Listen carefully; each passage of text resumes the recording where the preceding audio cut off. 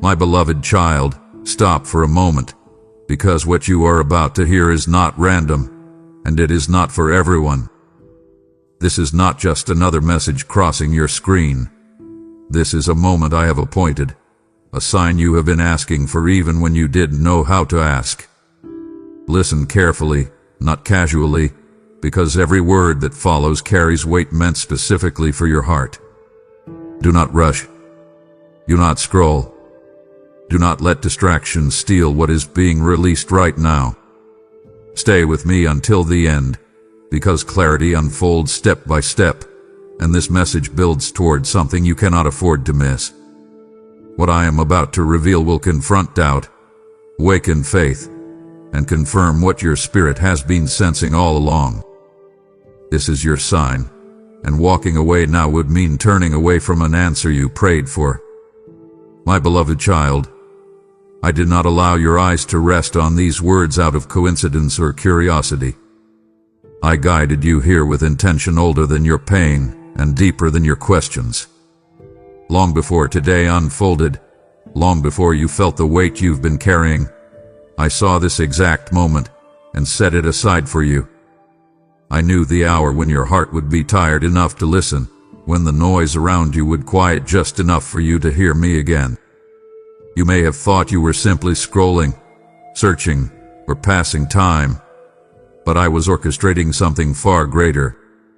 I was aligning your spirit with truth, your ache with my voice, your confusion with clarity. This is how I work, quietly, precisely, lovingly. I do not force myself into your life with chaos. I enter through stillness, through moments like this where your soul pauses without fully knowing why. And if you feel that pause now, that gentle pull telling you not to rush, that is me. I am asking you to stay. Not because I demand your attention, but because I value your heart. I know how many times you've asked for a sign, how often you've whispered, "If you're really there, show me." This is not thunder from the sky or a voice shaking the earth. This is something far more intimate. This is me meeting you where you are, speaking in a way only your spirit can recognize. You have walked through seasons where nothing made sense, where the silence felt heavy, where unanswered prayers made you question whether I was still near. Yet even then, I was guiding your steps toward this encounter. Every delay, every detour, every closed door was gently steering you here. I was not absent in your wandering, I was present in your becoming. And now, in this quiet intersection of time and truth, I want you to know this first and foremost. You are seen, you are known, and this moment has my fingerprint all over it. I know there is a part of you that wants to dismiss this, to say, "It's just words," because disappointment has taught you to guard your heart. I know you've learned to protect yourself from hope because hoping before has hurt. But hear me gently now. Guarding your heart has kept you safe, but it has also kept you from fully receiving what I am trying to give you. This moment is an invitation, not a trap. I am not here to overwhelm you, pressure you, or demand immediate answers. I am here to remind you that your life is not drifting aimlessly, even when it feels that way. There is a divine order beneath what looks like disorder. There is purpose beneath what feels pointless. You have questioned your steps, replayed your past, wondered if you took a wrong turn that cannot be undone. My child, nothing you have walked through has escaped my sight or exceeded my ability to redeem. I allowed you to arrive here because your heart is ready to hear something it could not hear before. Pain has softened you. Waiting has deepened you. Disappointment has stripped away illusion so truth could finally reach you. That is not failure, that is preparation. And I need you to know this because what comes next in your life requires awareness. It requires you to recognize divine moments when they appear quietly, disguised as ordinary pauses. This is one of those moments. If you rush past it, you will not be punished, but you will miss the comfort, direction, and reassurance I am offering right now. I am not shouting because love does not need to shout to be powerful. I am speaking steadily, patiently, as a father who knows his child's voice and waits for the moment they are ready to hear his own. Let this truth settle into you. I am involved in your story at a level you have not fully understood yet. You are not late. You are not forgotten. You are not wandering alone. This encounter is proof that I am still guiding, still calling, still caring. And as we move forward together, I want you to remember this first truth and carry it with you. When I interrupt your day like this, it is always because something meaningful is unfolding, and I refuse to let you believe your life is an accident when it has always been held in my hands. My beloved child, I heard you long before you ever spoke the words out loud, before your lips formed the question, before your mind tried to reason it away, before you told yourself you were being foolish for hoping again. I heard you. Your request for a sign was not loud, not dramatic, not public, but it was sincere, and sincerity always reaches me. You asked from a place of weariness, not entitlement, from confusion, not arrogance, from longing, not test you. And because I am a father who listens closely, I did not ignore you. I did not delay because I was distant. I waited because timing matters when hearts are fragile. You did not need a sign that would impress others. You needed one that would steady you. You needed confirmation, not spectacle. Reassurance, not noise. And that is why I am speaking the way I am now, clear, close, unmistakable to the one it is meant for. You asked, "Are you still with me?"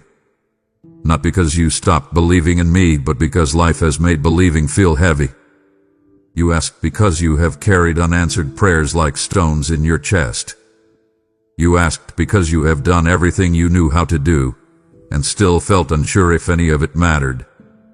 I am telling you now with authority and tenderness combined, I would not let a sincere heart ask and be met with silence forever. I do not play games with those who come to me honestly. When you asked for light, I do not hand you darkness. When you ask for direction, I do not abandon you to guesswork. This moment, this interruption, this sense that something deeper is happening, is your answer.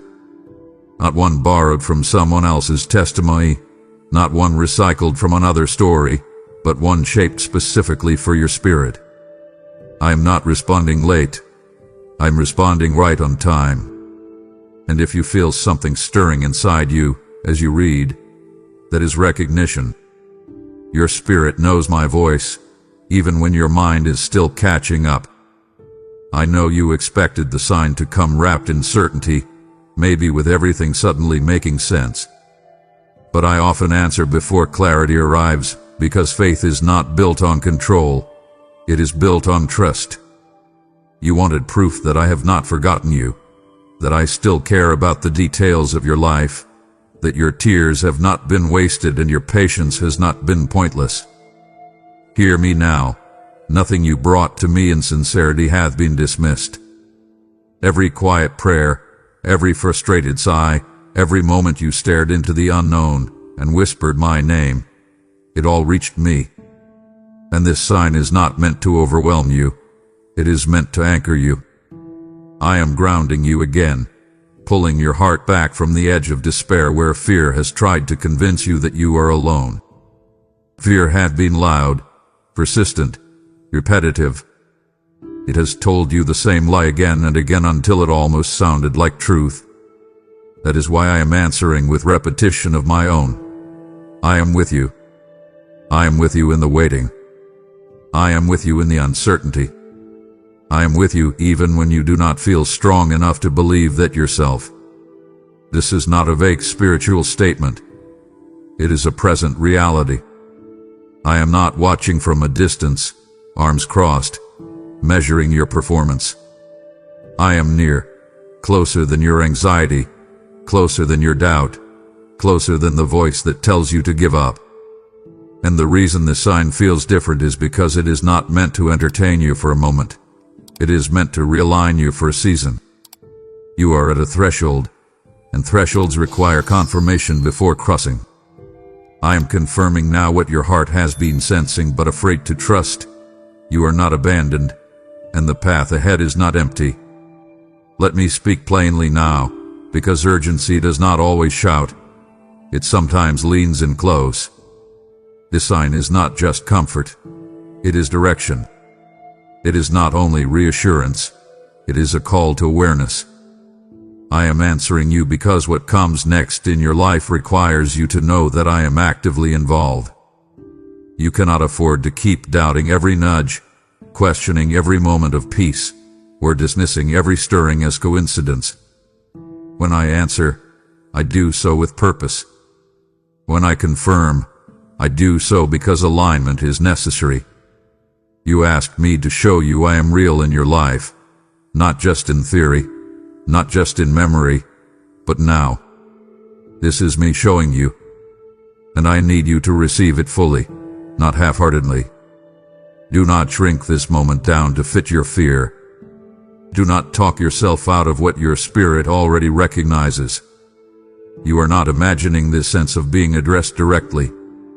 I am speaking directly.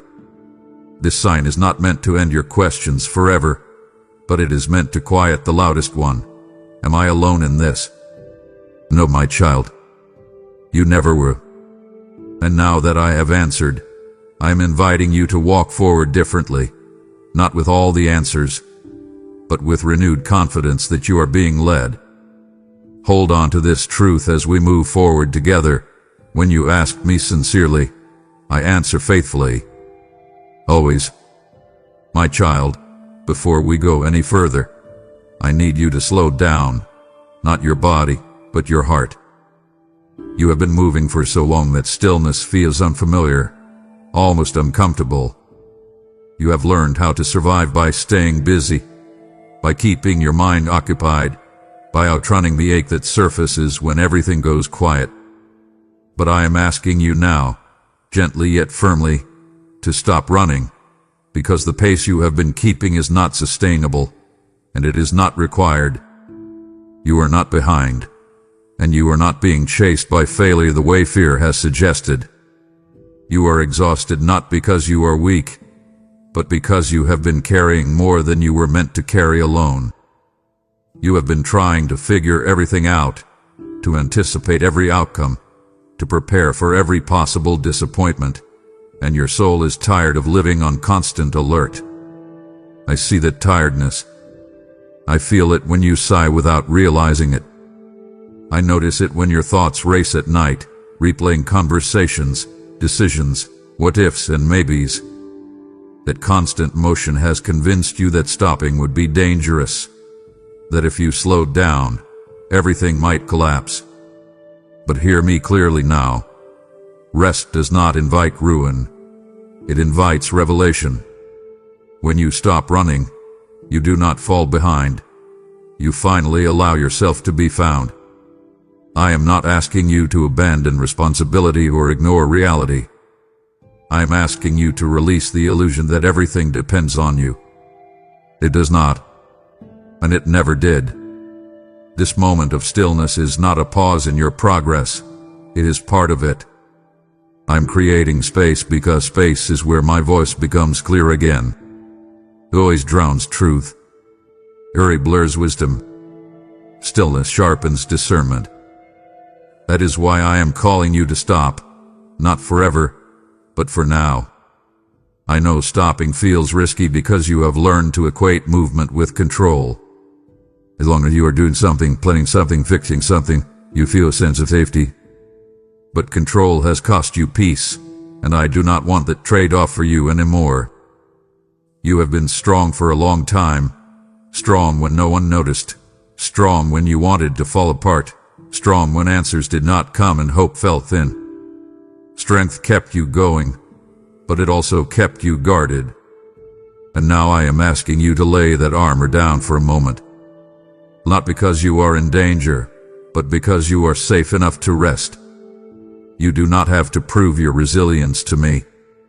I already know it. I watched you endure things that should have broken you. I watched you keep moving when stopping would have felt easier. But there is a difference between endurance and healing, and you cannot heal while you are running. When you finally slow your inner pace, emotions you've buried will begin to surface, not to overwhelm you, but to be addressed. That is not weakness, that is honesty. I am not afraid of what comes up when you stop. I am ready to meet you there. You have been afraid that if you pause, you will feel everything at once. But I will not let it crush you.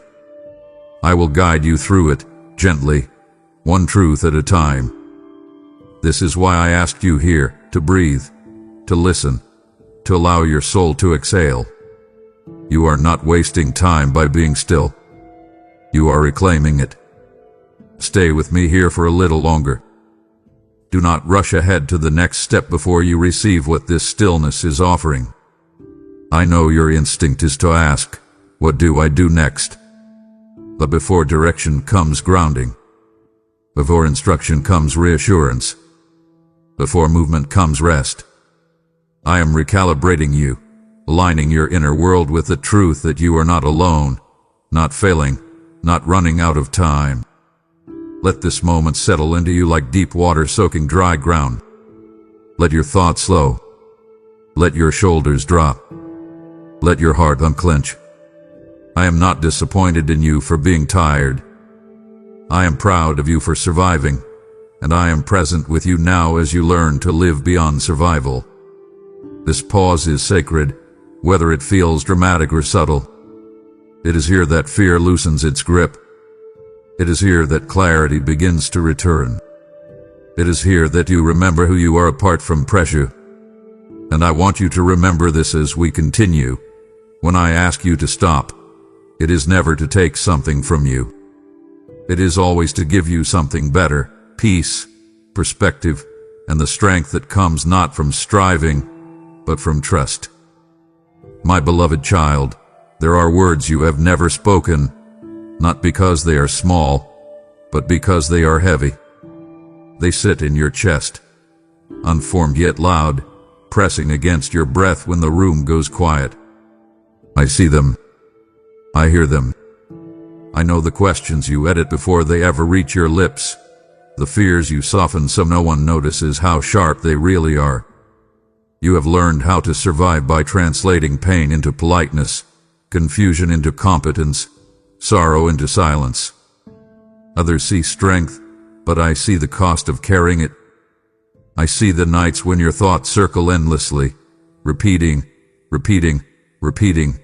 because answers never seem to land. I see the way you replay conversations, decisions, missed chances, wondering what you should have said, what you should have done, who you should have been.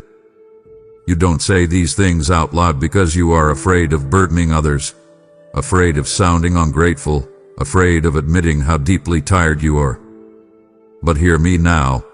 Nothing you hold back from the world is hidden from me.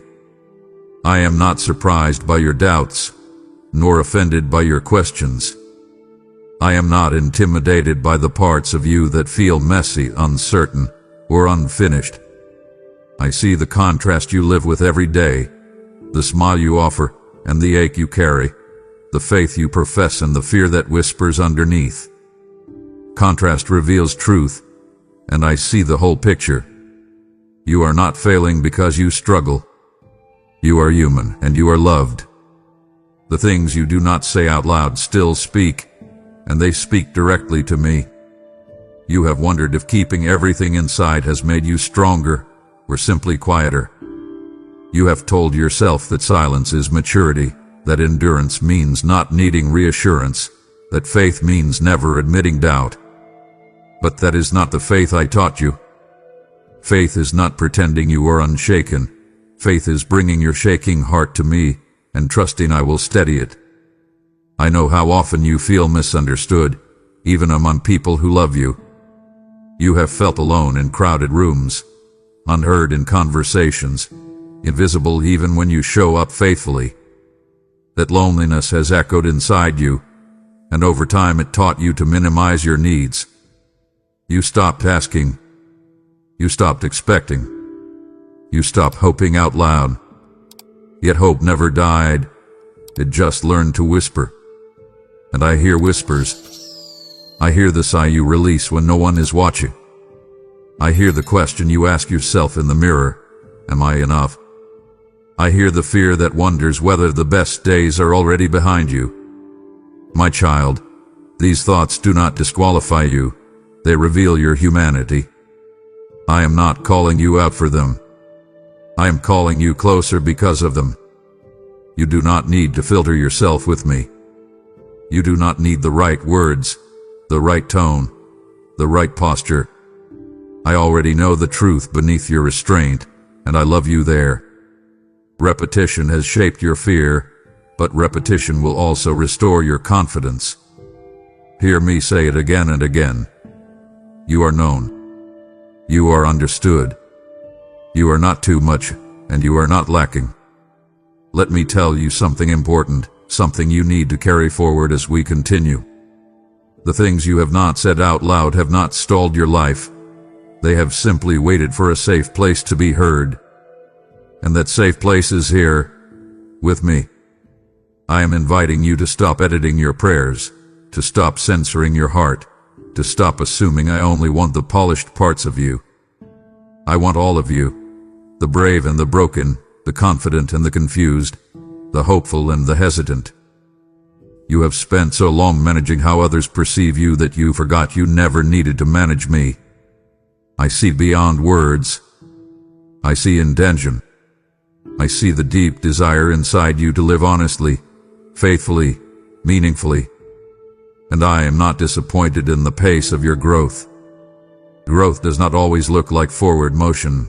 Sometimes it looks like awareness. You are becoming aware of what you've carried, what you've suppressed, what you've survived. That awareness is not a setback. It is a breakthrough in seed form. As we move on, remember this truth and let it soften you instead of hardening you. You do not have to speak perfectly to be heard by me. I already know the words you never found the courage to say, and I am responding to them now. My child, I need you to understand the weight of this moment, not with fear, but with reverence. This is not just another pause in your day. It is an appointment set long before you were aware you needed it. There are moments in life that blend together, ordinary and forgettable, and then there are moments that carry gravity, moments that quietly divide what was from what will be. This is one of those moments. I marked it. I protected it. I waited for you to arrive here with the capacity to receive it. You may feel a sense of urgency now, not panic, but pressure, like something important is unfolding and you do not want to miss it. That feeling is not anxiety, it is alignment. Heaven is precise. I do not interrupt without intention. I do not call your attention without purpose. Every detail of your journey, every delay, every detour, every disappointment, has been guiding you toward this intersection. You thought you were losing time, but you were being positioned. You thought nothing was happening, but I was arranging everything. Contrast again reveals truth. What felt like waiting was actually preparation. What felt like stagnation was actually alignment. This moment carries confirmation, but it also carries responsibility, not to perform, but to recognize. Recognition changes how you move forward. Once you see clearly, you cannot live blindly anymore. And I trust you with that clarity. You have asked why things unfolded the way they did, why certain answers did not come sooner, why doors closed when you were ready to walk through them. Timing has been one of your greatest frustrations because you see what could be, but not always when it will be. But hear me now, premature fulfillment can be more damaging than delay. If I had brought you here earlier, you would not have been able to hold what I am about to place in your hands. Disappointment required maturity that only waiting could build. It required discernment shaped by disappointment, empathy shaped by pain, humility shaped by unanswered prayers, Nothing was wasted, and nothing was random. Repetition has tried to convince you that you are stuck, but repetition will now reframe your story. You were not stuck. You were being rooted. Deep roots are formed in hidden places, and now that those roots are strong, movement can happen without collapse.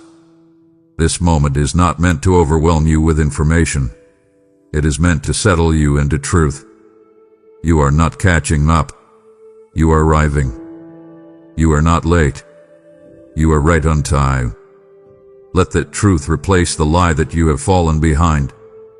Let it silence the voice that says you should be further along by now. Comparison distorts calling, and I am freeing you from that distortion. His appointment is between you and me alone. As we continue, I want you to carry this awareness with humility and courage. Awareness does not demand instant action, but it does require attentiveness. I am tuning your spirit to recognize divine moments when they appear quietly, without spectacle. This is training for what comes next. You are learning to discern my movement not just in miracles, but in moments like this where your heart is being recalibrated, your vision refined, your confidence restored. I am not rushing you, but I am calling you forward. The season ahead will require you to remember this appointment when doubt tries to resurface. It will require you to recall this clarity when confusion attempts to return. Anchor yourself here. Remember how it felt when truth settled instead of striving, when peace replaced pressure. This is your reference point. You were meant to be here now. Hearing is now.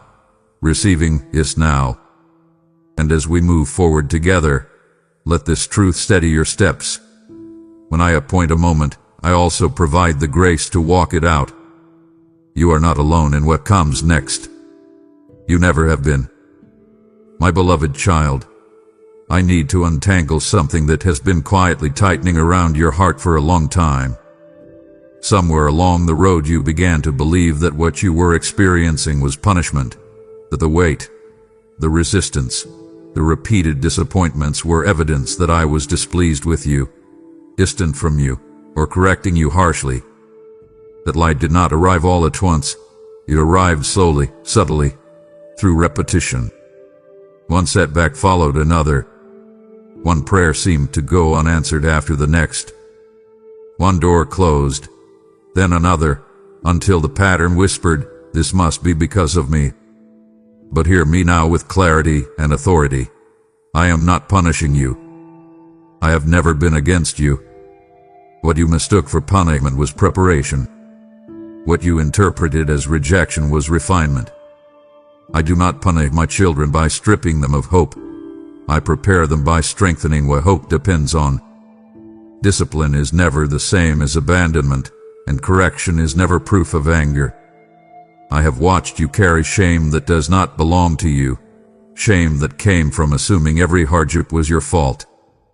That burden has bent your posture inward, made you second-guess yourself, made you hesitate when you should have stepped forward. I am lifting that now. You were not suffering because you failed me. You were growing because I trusted you with a process that would deepen you, not destroy you.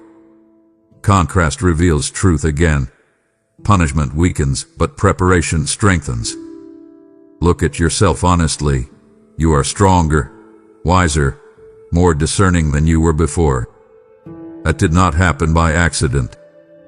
That happened because I was shaping you carefully, deliberately, lovingly. I know how convincing the life felt, because pain often demands an explanation, and the mind looks for the fastest answer available. It told you, if things are hard, I must be doing something wrong. But my ways do not operate on that logic. I am not transactional with love. I do not withhold goodness to teach lessons through suffering. I teach through presence, through guidance, through truth revealed at the right time. The resistance you faced was not me pushing back. It was life pressing against what is becoming stronger inside you. Think of how pressure forms endurance, how resistance builds resilience, how fire refines rather than annihilates. You were never being burned to ash. You were being refined to substance. Repetition again has worked against you. Repeated disappointments repeated a false narrative until it felt like certainty. So now I repeat the truth with equal force and greater power. You are not being punished. You are not paying for past mistakes. You are not stuck under some unseen judgment. I dealt with your failures long before you learned to forgive yourself. Grace covered you before you even understood what grace meant.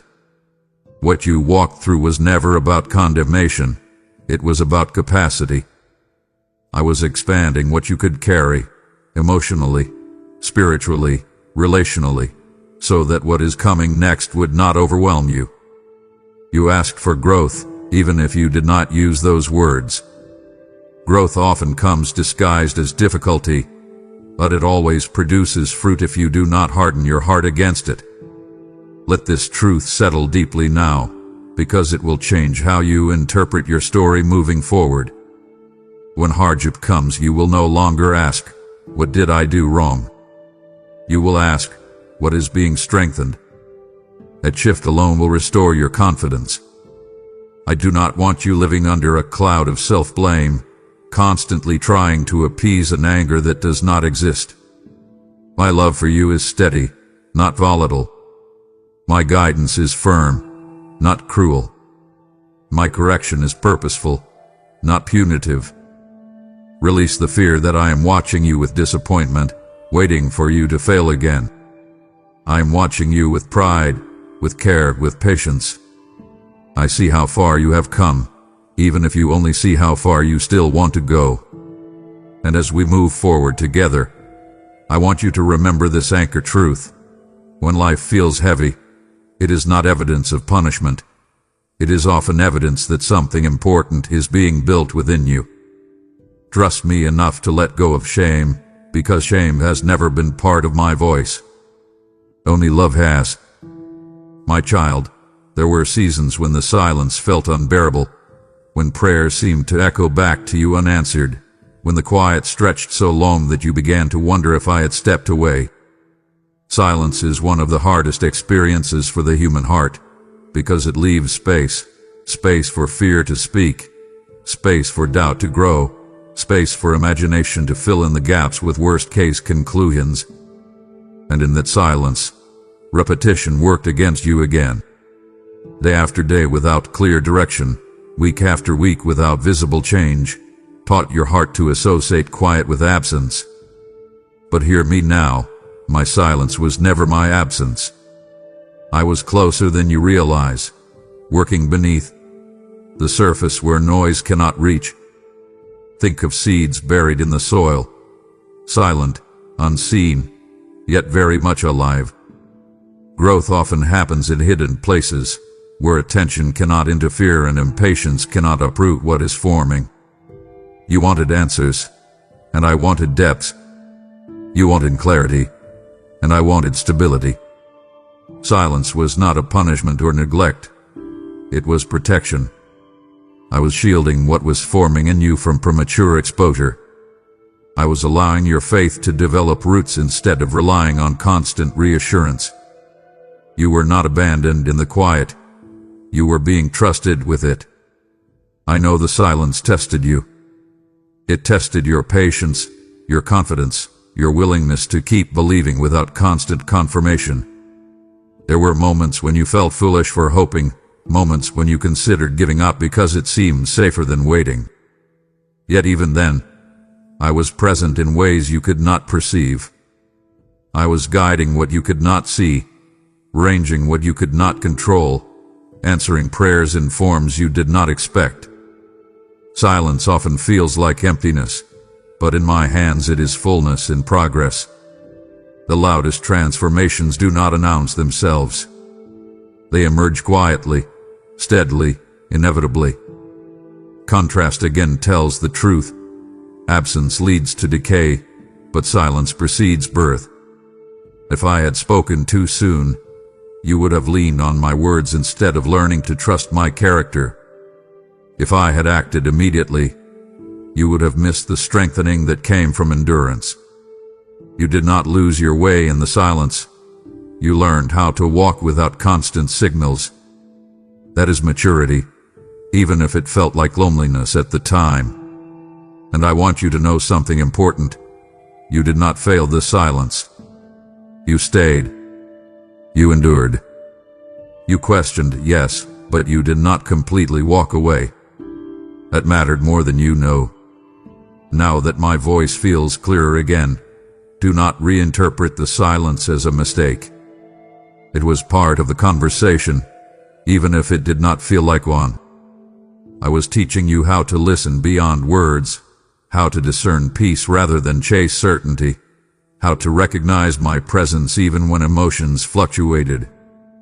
Carry this understanding forward, because there will be quiet moments again, not as abandonment, but as invitation.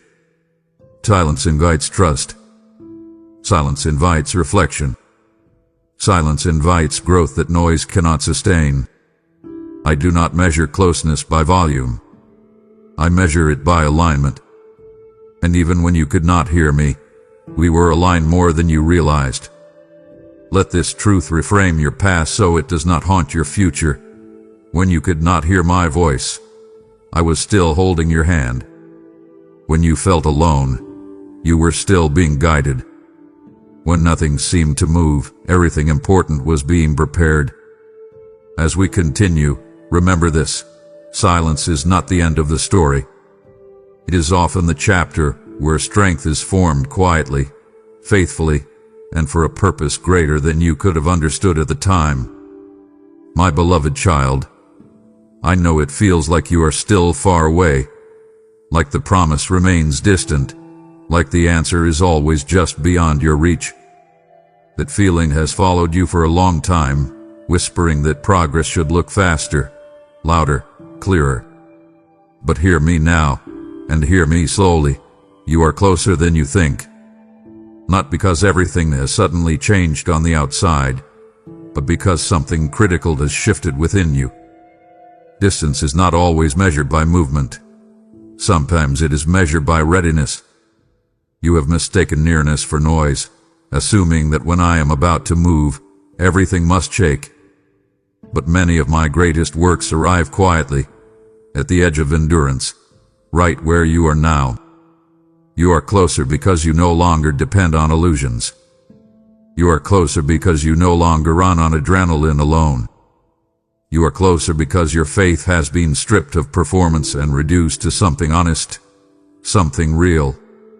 That is dangerous ground for fear, because fear thrives on immaturity, but it weakens when you grow steady.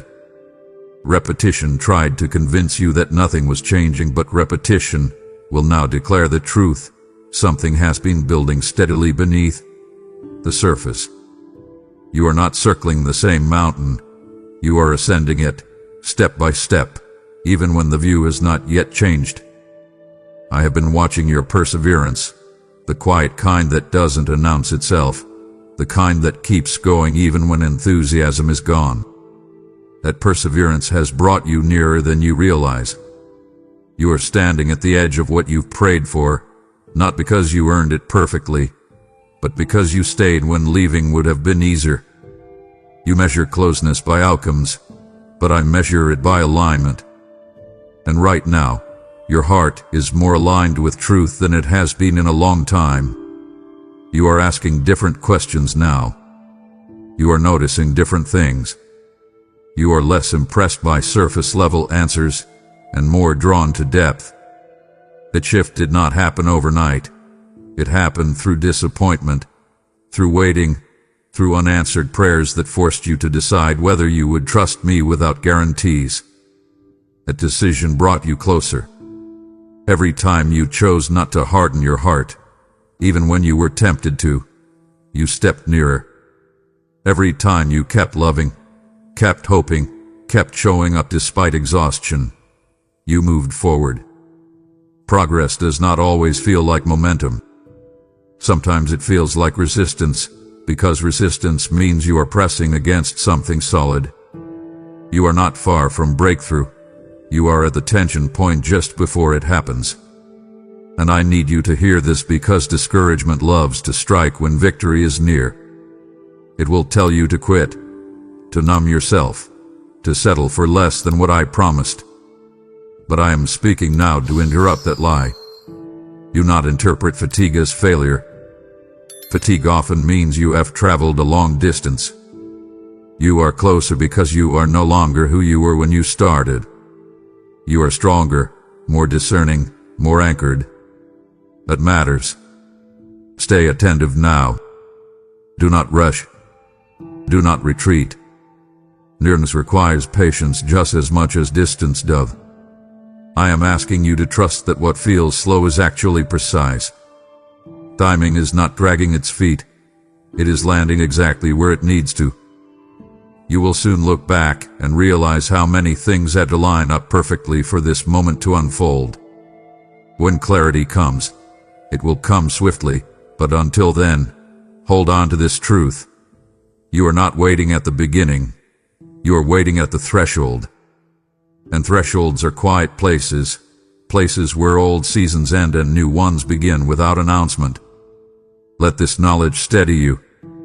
Let it replace despair with expectation. You are closer than you think, closer than you feel, closer than fear wants you to believe. And I am right here with you, not calling you from a distance, but standing beside you as we prepare for what comes next. My child, because you are closer than you think, this is not the moment to hesitate. It is the moment to sow. I have brought you near not only for what you will receive, but for what you are now ready to release.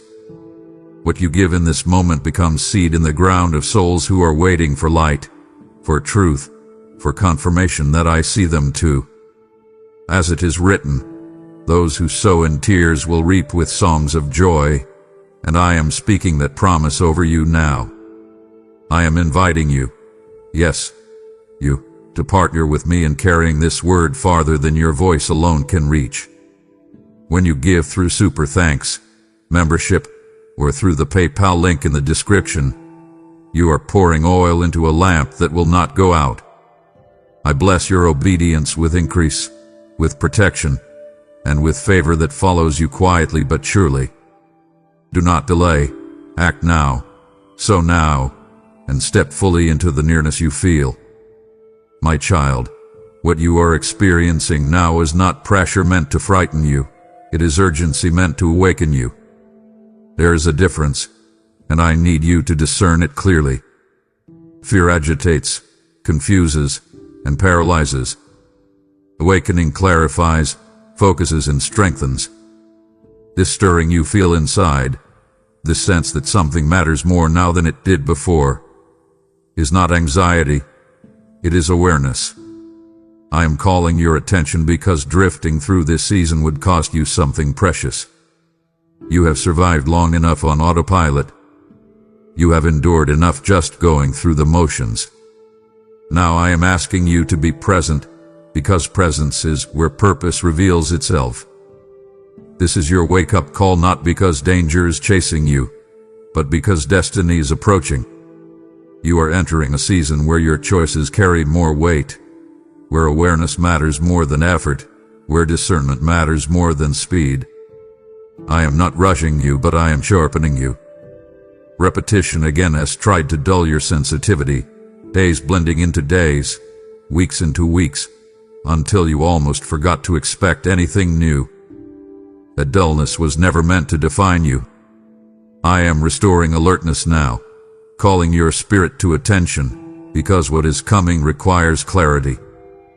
This is not the time to sleepwalk. This is not the time to disengage. This is the time to listen closely. You have felt this urgency in subtle ways, a pause before certain decisions, a restlessness that won't let you settle for shallow answers, a quiet conviction that something in your life needs to change. That is me. I am not condemning you for what has been. I am preparing you for what will be. Awakening often feels uncomfortable because it disrupts familiarity. It challenges habits. It questions assumptions. But it also brings life. I am waking you up to your value, to your responsibility, to the reality that your life is not insignificant or interchangeable. You matter. Your obedience matters. Your attention matters. The enemy would love nothing more than for you to stay distracted, numbed by routine, convinced that tomorrow will always offer another chance. But I am calling you now because this moment carries opportunity. Opportunity does not announce itself loudly. It whispers to those who are listening. I am asking you to open your eyes not to fear, but to possibility. There are patterns I want you to break, mindsets I want you to release, truths I want you to embrace. Awakening is not about doing more. It is about seeing clearly. And clarity will change how you move forward. Do not resist this wake-up call by retreating into comfort. Comfort can become a cage if it keeps you from growth. I am not asking you to leap blindly. I am asking you to be aware intentionally. Pay attention to what resonates, what convicts, what brings peace rather than noise. Pay attention to where your energy flows and where it drains. These are signals, and I am teaching you how to read them. You are not being shaken to be scared. You are being stirred to be ready. Ready to step into alignment. Ready to let go of what no longer serves you. Ready to walk with intention instead of reaction. This awakening is an act of love, not alarm. I am waking you because I believe in what I placed inside you. And as you respond, not with panic, but with openness, you will find that what once felt overwhelming now feels purposeful. This is your wake-up call, my child. Answer it with courage, with trust, and with the quiet confidence that you are not stepping into the unknown alone. I am guiding you, now more clearly than ever. My beloved child, before you can step fully into what is ahead, there is something you must release, not because I am withholding the future, but because the past has been weighing you down longer than you realize. You have been carrying old weight with familiar hands, memories that still ache, regrets that still whisper, disappointments that still replay when your guard is down. This weight did not arrive suddenly. It accumulated slowly, layer by layer, season by season. Each hurt added another stone. Each betrayal another burden. Each unanswered prayer another quiet strain on your spirit. You told yourself you were managing it, handling it, keeping it contained. But weight does not stay neutral. Weight pulls downward. Weight changes posture. Weight alters how far you can walk without rest. And I see how it has bent you inward, made you cautious, made you hesitant to hope freely again. I am not asking you to forget what happened. I am asking you to stop letting what happened define what happens next. There is a difference between memory and identity, between learning and living in chains. You have learned what you needed to learn. Now I am asking you to release what no longer serves you. Release the self-blame that tells you everything was your fault. Release the bitterness that keeps old wounds alive. Release the guilt that resurfaces even after grace has already covered you. This is not denial. This is discernment. You cannot carry yesterday's weight into tomorrow's calling and expect to walk freely. Something has to be laid down. I know letting go feels risky, because weight has become familiar. You have learned how to live with it, how to adjust your pace around it, how to pretend it doesn't hurt as much as it does. In a strange way, the weight feels safer than the unknown, because at least it is predictable. But familiarity does not equal health. Carrying what you were never meant to carry has cost you joy, clarity, and peace. It has drained your emotional reserves and dulled your spiritual sensitivity. Repetition again has worked against you, replaying old moments, rehearsing old pain, revisiting old conversations until they felt permanent. So now I repeat the truth with intention and emphasis. You do not have to keep carrying this. Forgiveness is not saying what happened was acceptable. Forgiveness is choosing freedom over familiarity with pain. Trust is not ignoring what hurt you. Trust is believing I can hold what you release without mishandling it. I am not asking you to heal yourself. I am asking you to hand the weight to me. My shoulders are not limited the way yours are. I am strong enough to carry what crushed you. When you let go, you are not losing part of yourself, you are reclaiming it. The energy you have spent holding onto the past will become fuel for the future once it is released. Listen carefully now, because this moment of release is not optional if you want to walk forward freely. You cannot outrun old weight, you must lay it down. And laying it down is an act of trust, not weakness. It says, I believe you can do more with this than I can. It says, I refuse to let pain have the final word. I am not rushing you through this process, but I am calling you to be honest about what you're holding. Name it. Acknowledge it. Then place it in my hands deliberately. You will feel lighter not because life suddenly becomes easy, but because you are no longer fighting gravity with every step. Let this be the moment where you choose freedom over familiarity, release over resentment, healing over hiding. As we move forward together, remember this truth and repeat it when old thoughts return. You were not meant to carry what I already offered to carry for you. Lay it down. Walk lighter.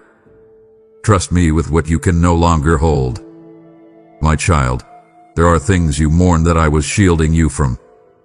There are doors you cried over that I closed with intention.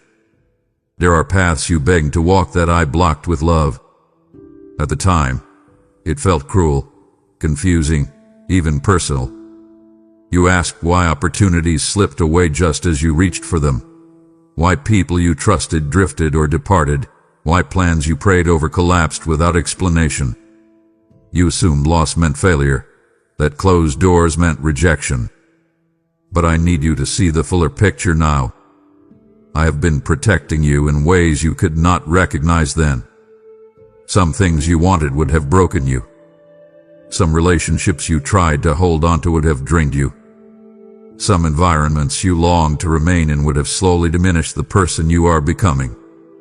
Protection often feels like disappointment when you cannot see what it saved you from. I was not withholding good from you. I was preserving you for something better. Every closed door was a boundary drawn by love. Every delay was a shield. Every interruption with intervention. Contrast again reveals truth. What looked like loss was often rescue. What felt like abandonment was actually guidance redirecting you away from harm you could not yet perceive. I know it hurt because protection rarely looks gentle in the moment. It looks like unanswered prayers. It looks like endings without closure. It looks like being misunderstood while doing your best. But even in those moments, I was present, watching carefully, weighing consequences you could not see. I saw what certain paths would have cost you emotionally, spiritually, relationally. I saw the erosion that would have occurred slowly, quietly, until one day you would not recognize yourself. And because I love you, I intervened. Repetition tried to convince you that everything was falling apart, but repetition will now declare the truth. Things were being rearranged for your good. You were spared from compromises you would have regretted. You were spared from cycles you prayed to escape. You were spared from versions of life that looked appealing on the surface but lacked depth, peace, and longevity. Protection does not always feel like safety in the moment, but it always reveals itself as wisdom with time. And now you are beginning to see glimpses of what I saved you from, even if the full picture is not yet clear. Carry this understanding forward, because it will change how you interpret future disappointments. When something does not work out, you will no longer immediately assume failure. You will pause and ask, what am I being protected from? That pause will preserve your peace. It will keep you from chasing what looks good but costs too much.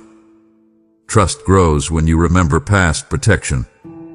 Look back honestly and notice how many times what you once begged for would no longer fit who you are now. That is not coincidence. That is growth guided by love. I have been watching over you, even when you doubted it. I have been guarding your future, even when your present felt uncertain. And I will continue to protect you, not from every hardship, but from anything that would ultimately destroy what I am building within you. Rest in this truth as we continue. You are not losing ground. You are being guided. You are not being denied. You are being protected. And nothing I have blocked was meant to define you, only to preserve you for what is still ahead. My beloved child, this is where one of the deepest lies must finally lose its grip on you. You have believed, quietly but persistently, that you are late. Late to become who you were meant to be. Late to build what you dreamed of. Late to experience the fullness you hoped would arrive by now. This lie has followed you like a shadow, measuring your life against invisible clocks, comparing your journey to timelines that were never assigned to you. It whispers when you see others moving ahead, when milestones pass without your name attached, when birthdays, seasons, and years stack up and ask questions your heart feels unprepared to answer. But hear me now, and let this truth land deeply. You are not late. Not by heaven's measure. Not by my design. Time in my hands does not behave the way time behaves in yours. I do not rush growth, and I do not panic over process. I see the whole road, not just the stretch you are standing on. What feels delayed to you is often precision at work. What feels overdue is often being protected until it can be received without harm. You have been judging yourself by outcomes instead of obedience, by speed instead of alignment. But alignment matters more than arrival, and preparation matters more than appearance.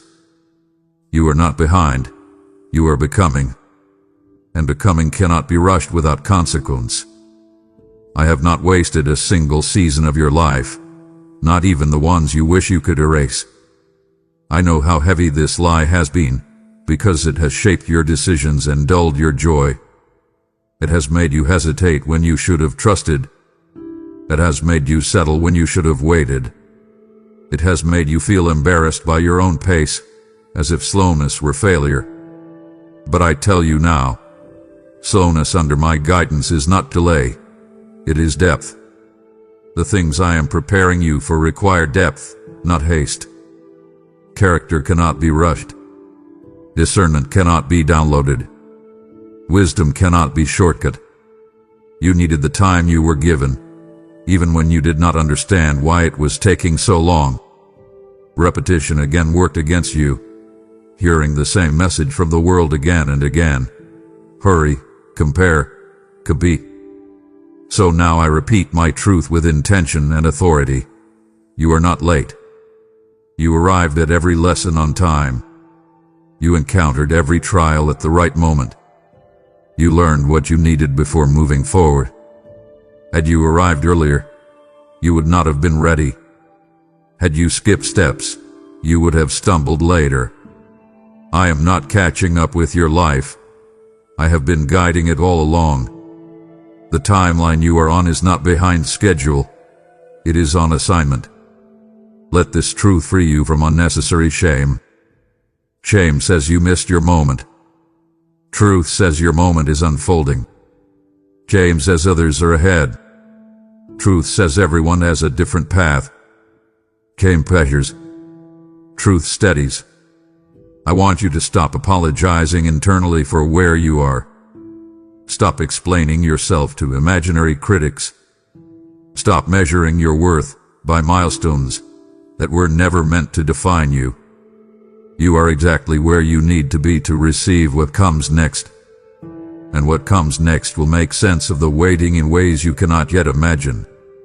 One day you will look back and realize how perfectly timed everything was, how delays protected you, how detours matured you, how waiting refined you. Until then, walk with confidence, not urgency.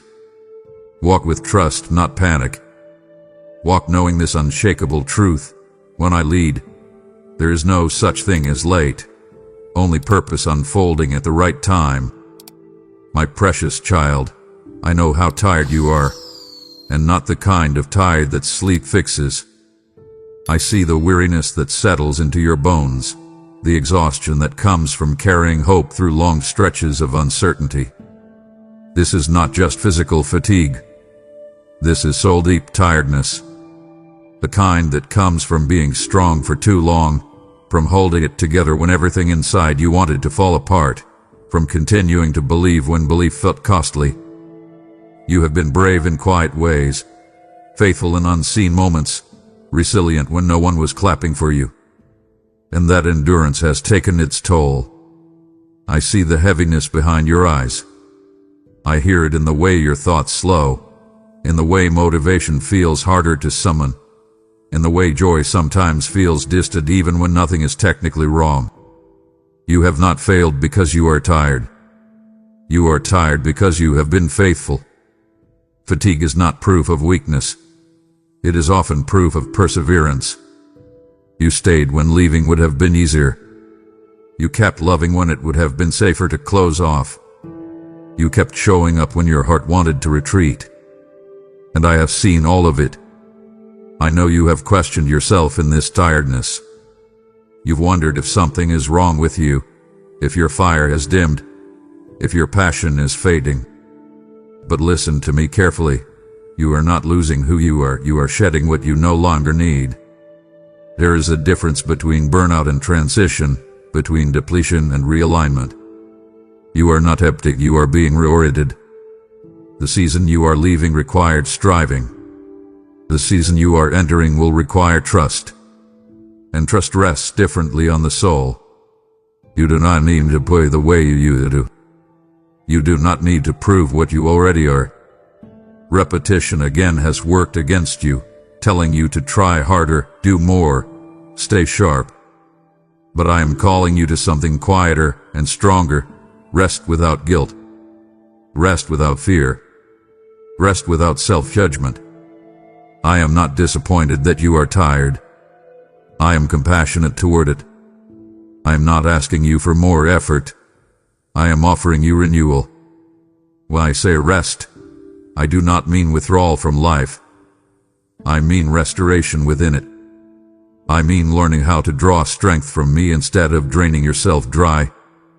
Stay with me here for a moment and let this truth settle gently. You are allowed to be tired and still be chosen. You are allowed to be weary and still be called. You are allowed to pause without losing ground. I am not urging you forward with a whip. I am inviting you closer with open arms. Come to me with your exhaustion, not as something to fix, but as something to place down. I will not rush your recovery. I will not shame your limits. I will meet you exactly where you are and replenish you in ways you cannot manufacture yourself. There is strength ahead that does not come from striving but from surrender. There is clarity ahead that does not come from overthinking but from resting in truth. You do not have to earn my care. You already have it. And as we move forward together, remember this: when tiredness returns, you are not weak. You are human, deeply loved, and being gently restored by a Father who sees you completely. My beloved child, what you are standing in right now is not just another moment in a long line of moments. This is a turning point, and I need you to feel the weight of that without fear, without pressure, but with holy awareness. Turning points do not always announce themselves with thunder or spectacle. They often arrive quietly, wrapped in stillness, asking for discernment rather than reaction. This is one of those moments. You have reached a place where continuing as you were is no longer possible, not because you failed, but because you have grown. Growth always creates tension with what is familiar.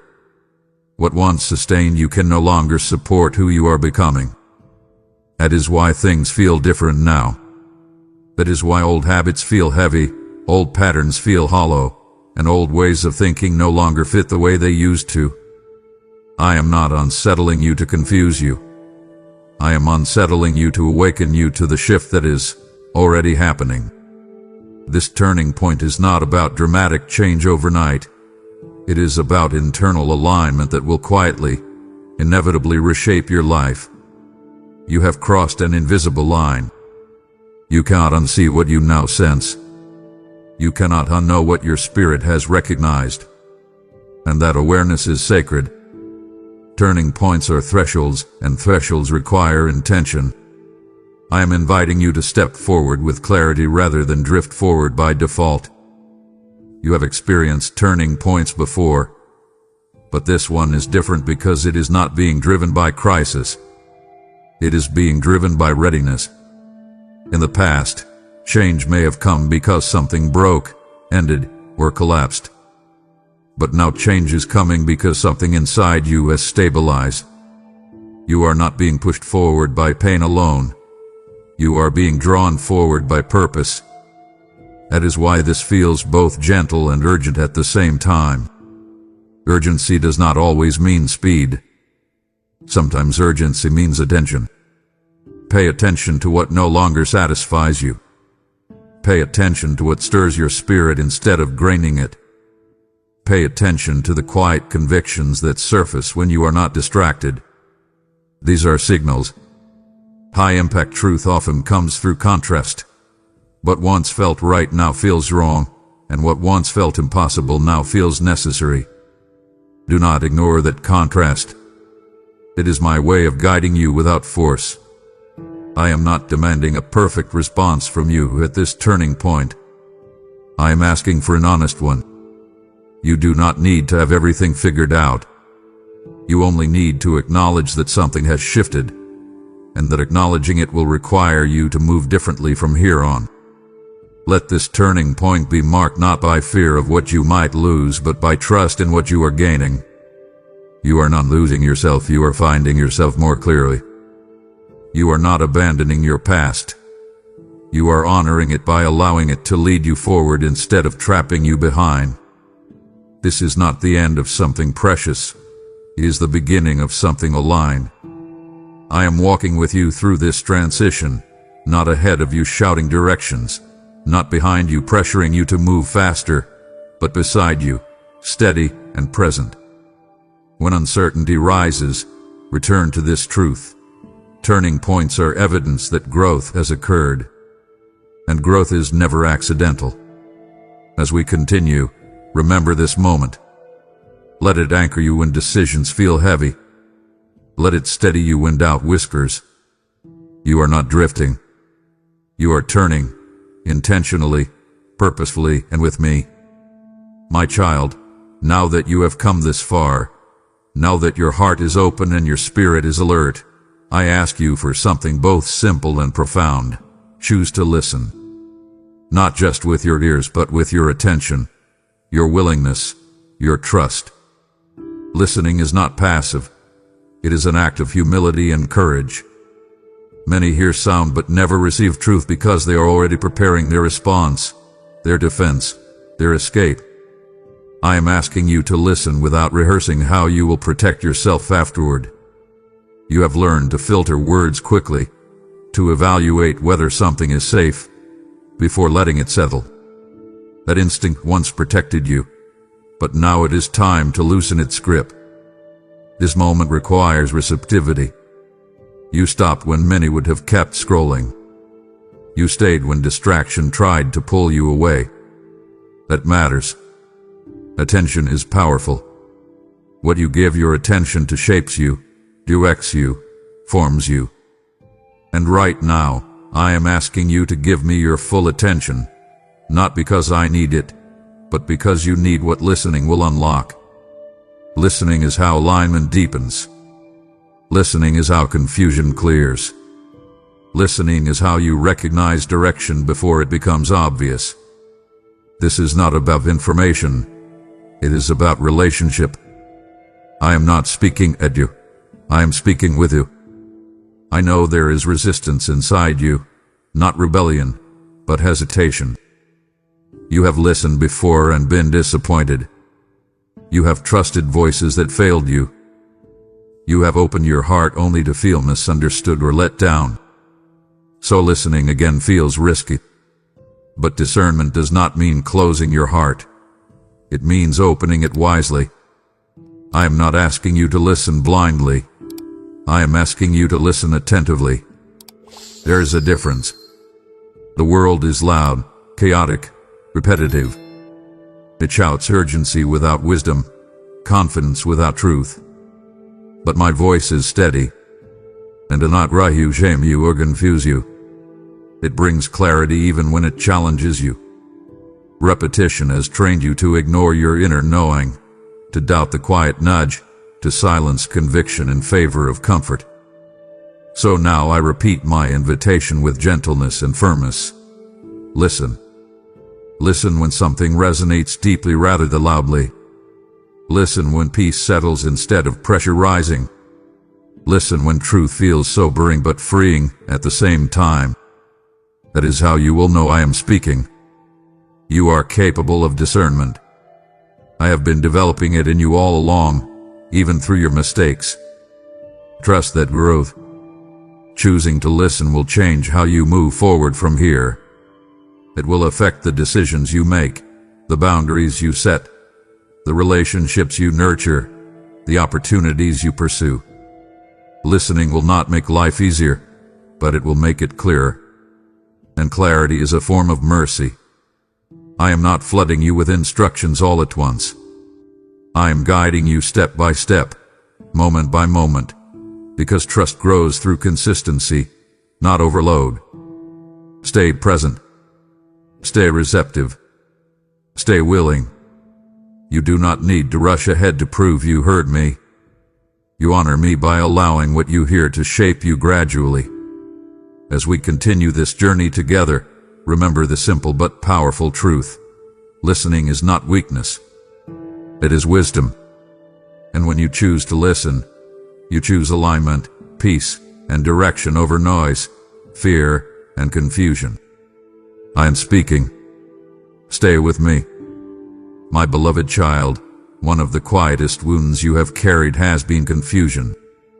Not the kind that comes from a single decision, but the kind that settles slowly, fog-like, blurring edges, dulling certainty, making even simple choices feel heavy. You have questioned your instincts. You have second-guessed your discernment. You have wondered why what once felt clear now feels complicated, layered, exhausting. That confusion did not come because you are incapable or unspiritual. It came because you have been under pressure for too long. Pressure compresses vision. Noise fractures focus. Repetition of doubt has trained your mind to hesitate where it once trusted.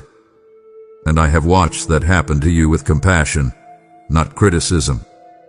I see how clarity has been crowded out by too many voices, expectations, opinions, fears, comparisons, internal demands you never agreed to but learned to live under. That is why I am speaking to you now with intention. I am restoring your clarity. Not all at once, not violently, but gently, thoroughly, layer by layer. Clarity is not something you force. It is something you recover when truth is allowed to breathe again. I am not disappointed that you felt lost. I am present to guide you home to yourself. You are not broken. You are overburdened. And when burden lifts, clarity returns. Restoration does not begin with answers. It begins with alignment. I am realigning you with truth, not opinion, with peace, not pressure, with discernment, not urgency. You have lived too long reacting instead of responding, rushing instead of recognizing, explaining instead of resting. That cycle has clouded your vision. So now I am slowing things down, not to frustrate you, but to heal you. High-impact truth often comes through repetition. So hear me say this again. You are not confused because you lack wisdom. You are confused because you have been carrying too much noise. When noise quiets, wisdom speaks. When fear loosens its grip, intuition sharpens. When you stop demanding certainty, discernment rises. I am restoring your ability to recognize what resonates with peace rather than pressure. I am teaching you to trust the quiet yes and the steady no. That clarity will not scream. It will settle. It will not overwhelm. It will anchor. And as it returns, you will notice something shift. You will feel less frantic about choosing correctly and more confident about choosing honestly. That is restoration in motion. Stay patient with this process. Do not panic if clarity returns gradually. Gradual restoration lasts longer than sudden certainty. I am not giving you a flood of answers because floods wash away fragile ground. I am giving you streams, steady, life-giving, sustainable. As clarity returns, you will begin to see patterns you once missed, red flags you once ignored, opportunities you once overlooked. You will trust yourself again, not arrogantly, but calmly. You will move without constant apology, decide without crippling fear, and rest without guilt. That is not coincidence, that is healing. And when confusion tries to revisit you, remember this truth: clarity is not lost forever. It is restored when truth is allowed to lead again. I am restoring your clarity because you need it for what comes next. Walk gently. Listen closely. Trust the peace that is returning. I am guiding you with precision, even now. My child, as your clarity returns, so does your ability to recognize divine moments, and this is one of them. I am clearing your vision not only for your path, but so you can help illuminate the way for others who are still walking through fog. When you give, you are sowing into a river of truth that washes confusion from weary minds and hearts. The generous soul will be made rich, and the one who waters will also be watered, and I am declaring that word alive over you now. I am inviting you to respond, not out of pressure, but out of alignment, with super thanks, membership, or by using the PayPal link in the video description. What you release today becomes provision, clarity, and confirmation for someone else tomorrow. I bless your giving with multiplied wisdom, steady peace, and doors opening at the right time. Move now, give with intention, and let clarity lead your obedience. My child, now that clarity is returning, the next invitation is deeper and more vulnerable. Trust me with the unknown. You have done well trusting me with what you could understand. You have followed me where the path was visible, where the next step made sense, where outcomes felt predictable enough to manage. But the season ahead will ask something more intimate. Trust without sight, surrender without guarantees, faith without timelines. And I know that frightens you, because the unknown has been the place where you were hurt before. The unknown is where expectations collapsed, where people changed, where plans unraveled. So you learn to fear it, to control it, to avoid it if possible. But hear me now, the unknown is not your enemy. It is simply the place where control ends and trust begins. I do not ask you to step into darkness alone. I ask you to step into mystery with me. There is a difference. Fear says, what if this goes wrong? Trust asks, who is walking with me? And I am walking with you. I have never asked you to face the unknown by yourself, and I never will. You want certainty because certainty feels safe. But certainty can become a cage when it keeps you from growth. Some of the greatest answers you seek cannot be given ahead of time because they are revealed in motion. I do not hide the future to punish you. I veil it to invite relationship. If you knew everything in advance, you would rely on information instead of intimacy. And I desire intimacy with you. Repetition has trained you to think trust is dangerous because it once led to disappointment. But disappointment did not come because you trusted me. It came because you trusted outcomes instead of my presence. There is a difference. I am asking you now to release the need to know how everything will work out and instead anchor yourself in who is leading you through it. Trust is not blindness. It is alignment with character. And my character has never failed you, even when circumstances confuse you. Look back and notice how many times the unknown became the doorway to growth you did not ask for but later needed. I was there then, and I am here now. As we move forward, there will be moments when the path feels incomplete, when steps appear only after you take them. It is not absence. It is guidance unfolding in real time. I will not rush you, but I will stretch you. I will not abandon you, but I will invite you deeper. Trust me enough to move without mastering the map. Trust me enough to rest without controlling the outcome. Trust me enough to believe that what you cannot see yet is not empty. It is simply undeclared. The unknown is where faith matures, where dependence deepens, where courage learns to breathe. And I would not lead you there if I were not fully committed to you. Take my hand. Step forward. You do not need certainty to be safe. You need me. And I am here, guiding you faithfully into what you cannot yet see, but were always meant to walk into with me. My beloved child, there is a lie that has lingered in the background of your faith for far too long, and now it must be confronted directly.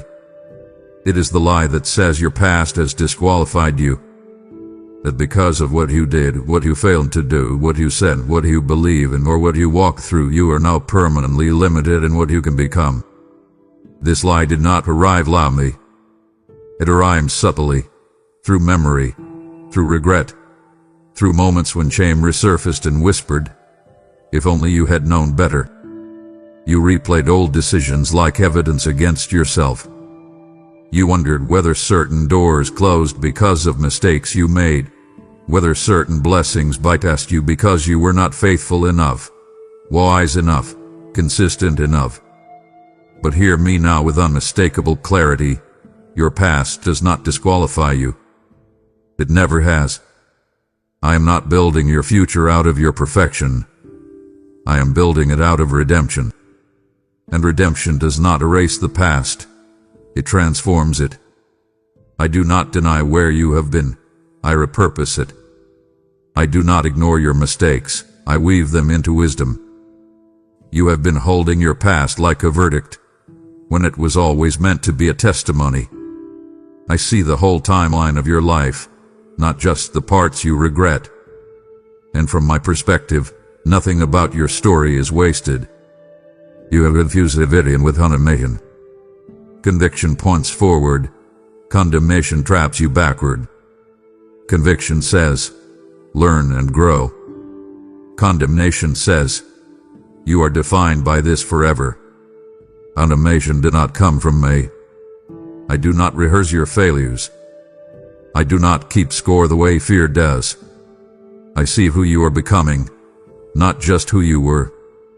And who you are becoming has been shaped by the very experiences you wish you could undo. Pain taught you empathy. Failure taught you humility. Loss taught you discernment. Struggle taught you perseverance. These are not disqualifications. They are qualifications for depth. Repetition has worked against you here too, replaying old scenes until they felt permanent, until shame felt familiar. So now I repeat the truth with authority and tenderness combined. You are not behind because of your past. You are prepared because of it. You did not miss your calling. You were being refined for it. Many people want purpose without process, influence without insight, fruit without roots. But I trusted you with process. I allowed you to walk through things that stripped away illusion so that truth could remain. That does not disqualify you. It establishes you. Lift your head now. Stop shrinking when memories surface. Stop apologizing internally for who you were when you were learning how to live. You are not the sum of your worst moments. You are the result of grace meeting willingness. When I look at you, I do not see a list of failures. I see a story that proves resilience, repentance, and growth. And what qualifies you for what comes next is not that you never fell, but that you did not stay down. You learned. You changed. You returned. That matters. Carry this truth with you as we move forward. The past is not a prison unless you keep the door locked yourself. I have already opened it. Walk free. Walk forward. Walk knowing that I do not call the flawless, I call the willing. And you, my child, are deeply, powerfully, undeniably still called. My beloved child, pay attention to what you are sensing now, even if you cannot fully explain it. Something is shifting.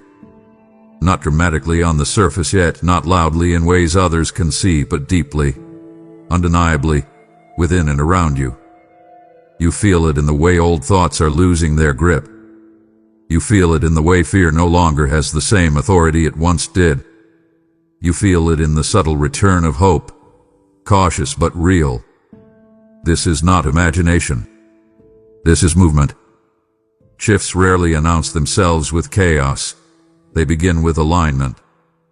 They begin when truth starts replacing lies, when peace starts crowding out panic, when clarity begins to return after long confusion. You are in that moment now. The atmosphere around you is changing because your posture toward me is changing. You are no longer just surviving. You are becoming aware. And awareness precedes transformation. Repetition has told you before that nothing ever changes, that cycles repeat endlessly, that hope only leads to disappointment. But repetition will now serve truth instead of fear. Things are not the same anymore. You are not the same anymore. And because you are changing, what surrounds you must eventually respond. Do not rush this shift by demanding proof too quickly. Shifts are fragile in their early stages, like new growth breaking through hardened soil. If exposed too soon, they can be trampled by doubt. I am asking you to protect what is emerging by staying close to me. You have prayed for change, but change begins internally before it becomes visible externally. You have asked for relief, and relief begins when perspective changes. You have asked for breakthrough, and breakthrough begins when resistance weakens. All of that is happening now, quietly, faithfully, deliberately. You may still face challenges. You may still feel uncertainty. But something fundamental has changed. You are no longer facing these things alone or unaware. You are standing differently. You are seeing differently. You are listening differently. That is the shift. High-impact truth often reveals itself through contrast. What once overwhelmed you now only concerns you. What once paralyzed you now only pauses you. What once defeated you now instructs you. This is not coincidence. This is growth responding to truth. Honor this shift by staying present. Do not rush back into old patterns just because they are familiar. Do not dismiss progress because it feels subtle. Subtle does not mean insignificant. In fact, the most lasting changes often begin quietly. I am rearranging things in ways you will recognize later, not all at once, but at the right pace. Trust what is happening even if you cannot label it yet. Stay open. Stay attentive. Stay grounded in truth rather than emotion alone. And remember this as we prepare to continue. When something begins to shift, the old structures will try to reassert themselves. Fear will try to regain control. Doubt will try to speak louder. But you do not have to obey them anymore. You are not where you were. You are not who you were. Something is shifting, and I am the one guiding it. Stay with me. We are not done yet. My beloved child, what you are experiencing now is not a command, not a demand, not an ultimatum. It is an invitation. Invitations carry dignity.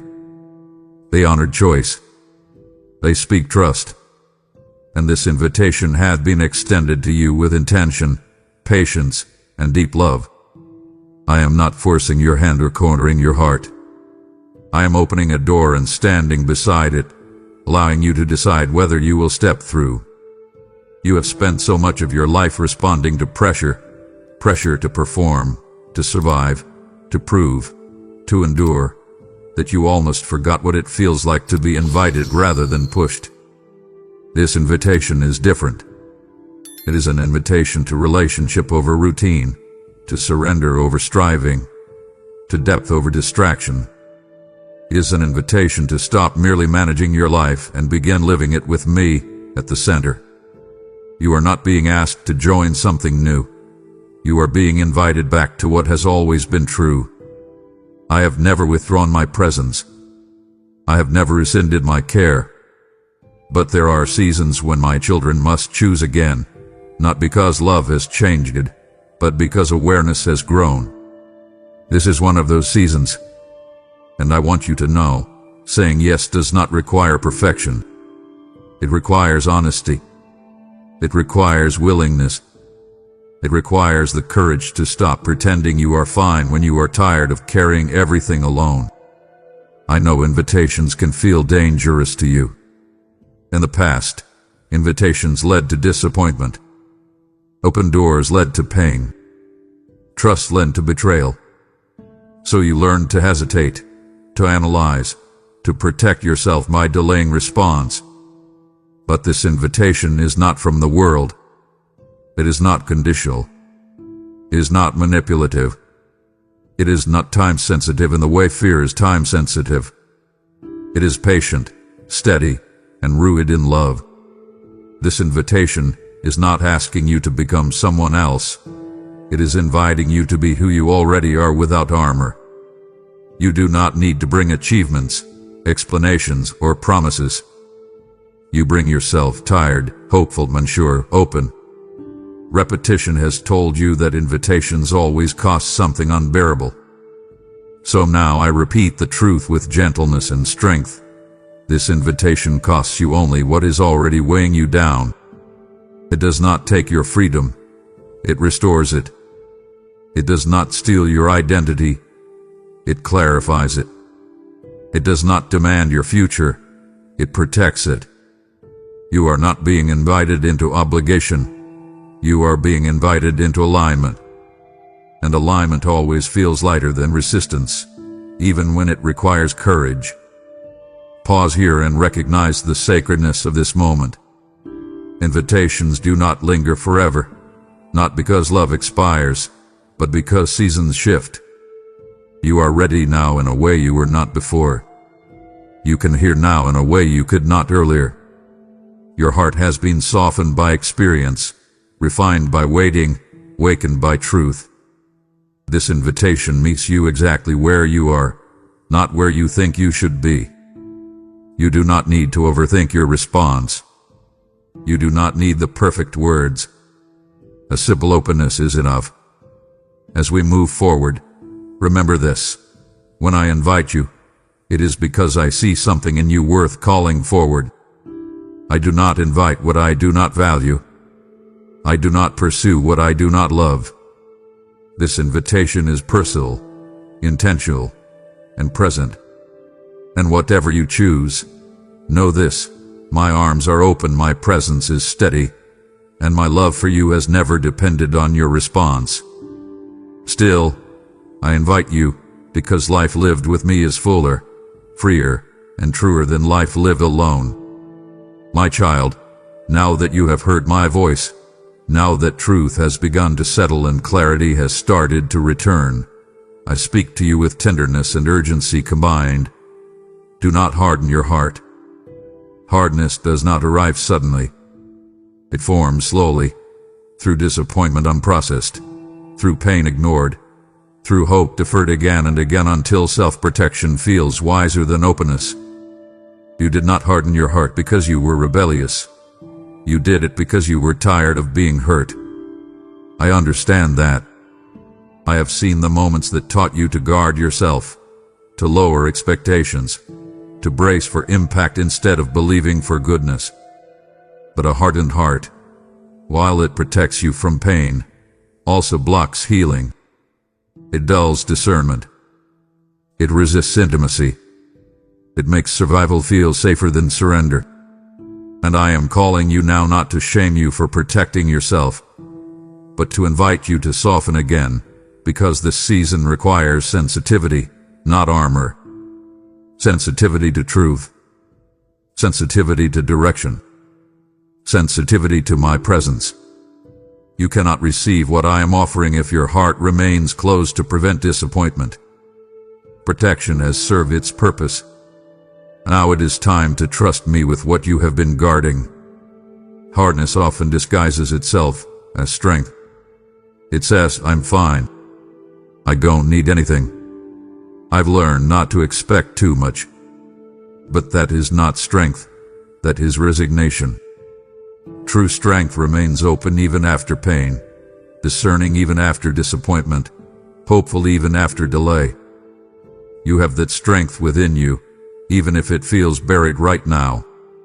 Repetition has told you that openness leads to loss, that hope leads to heartbreak, that trust leads to regret. So now I repeat a deeper truth. A softened heart does not guarantee you will never be hurt, but it does guarantee you will never be alone in your healing. I am not asking you to ignore wisdom or abandon boundaries. I am asking you not to let fear define your posture toward life and toward me. When hearts harden, they stop listening. They stop discerning. They stop receiving. And you are too close, too aware, too aligned now to let fear close you off again. This is a moment of decision, not dramatic, not loud, but deeply consequential. Will you stay open, even cautiously, or will you retreat back into numbness because it feels familiar?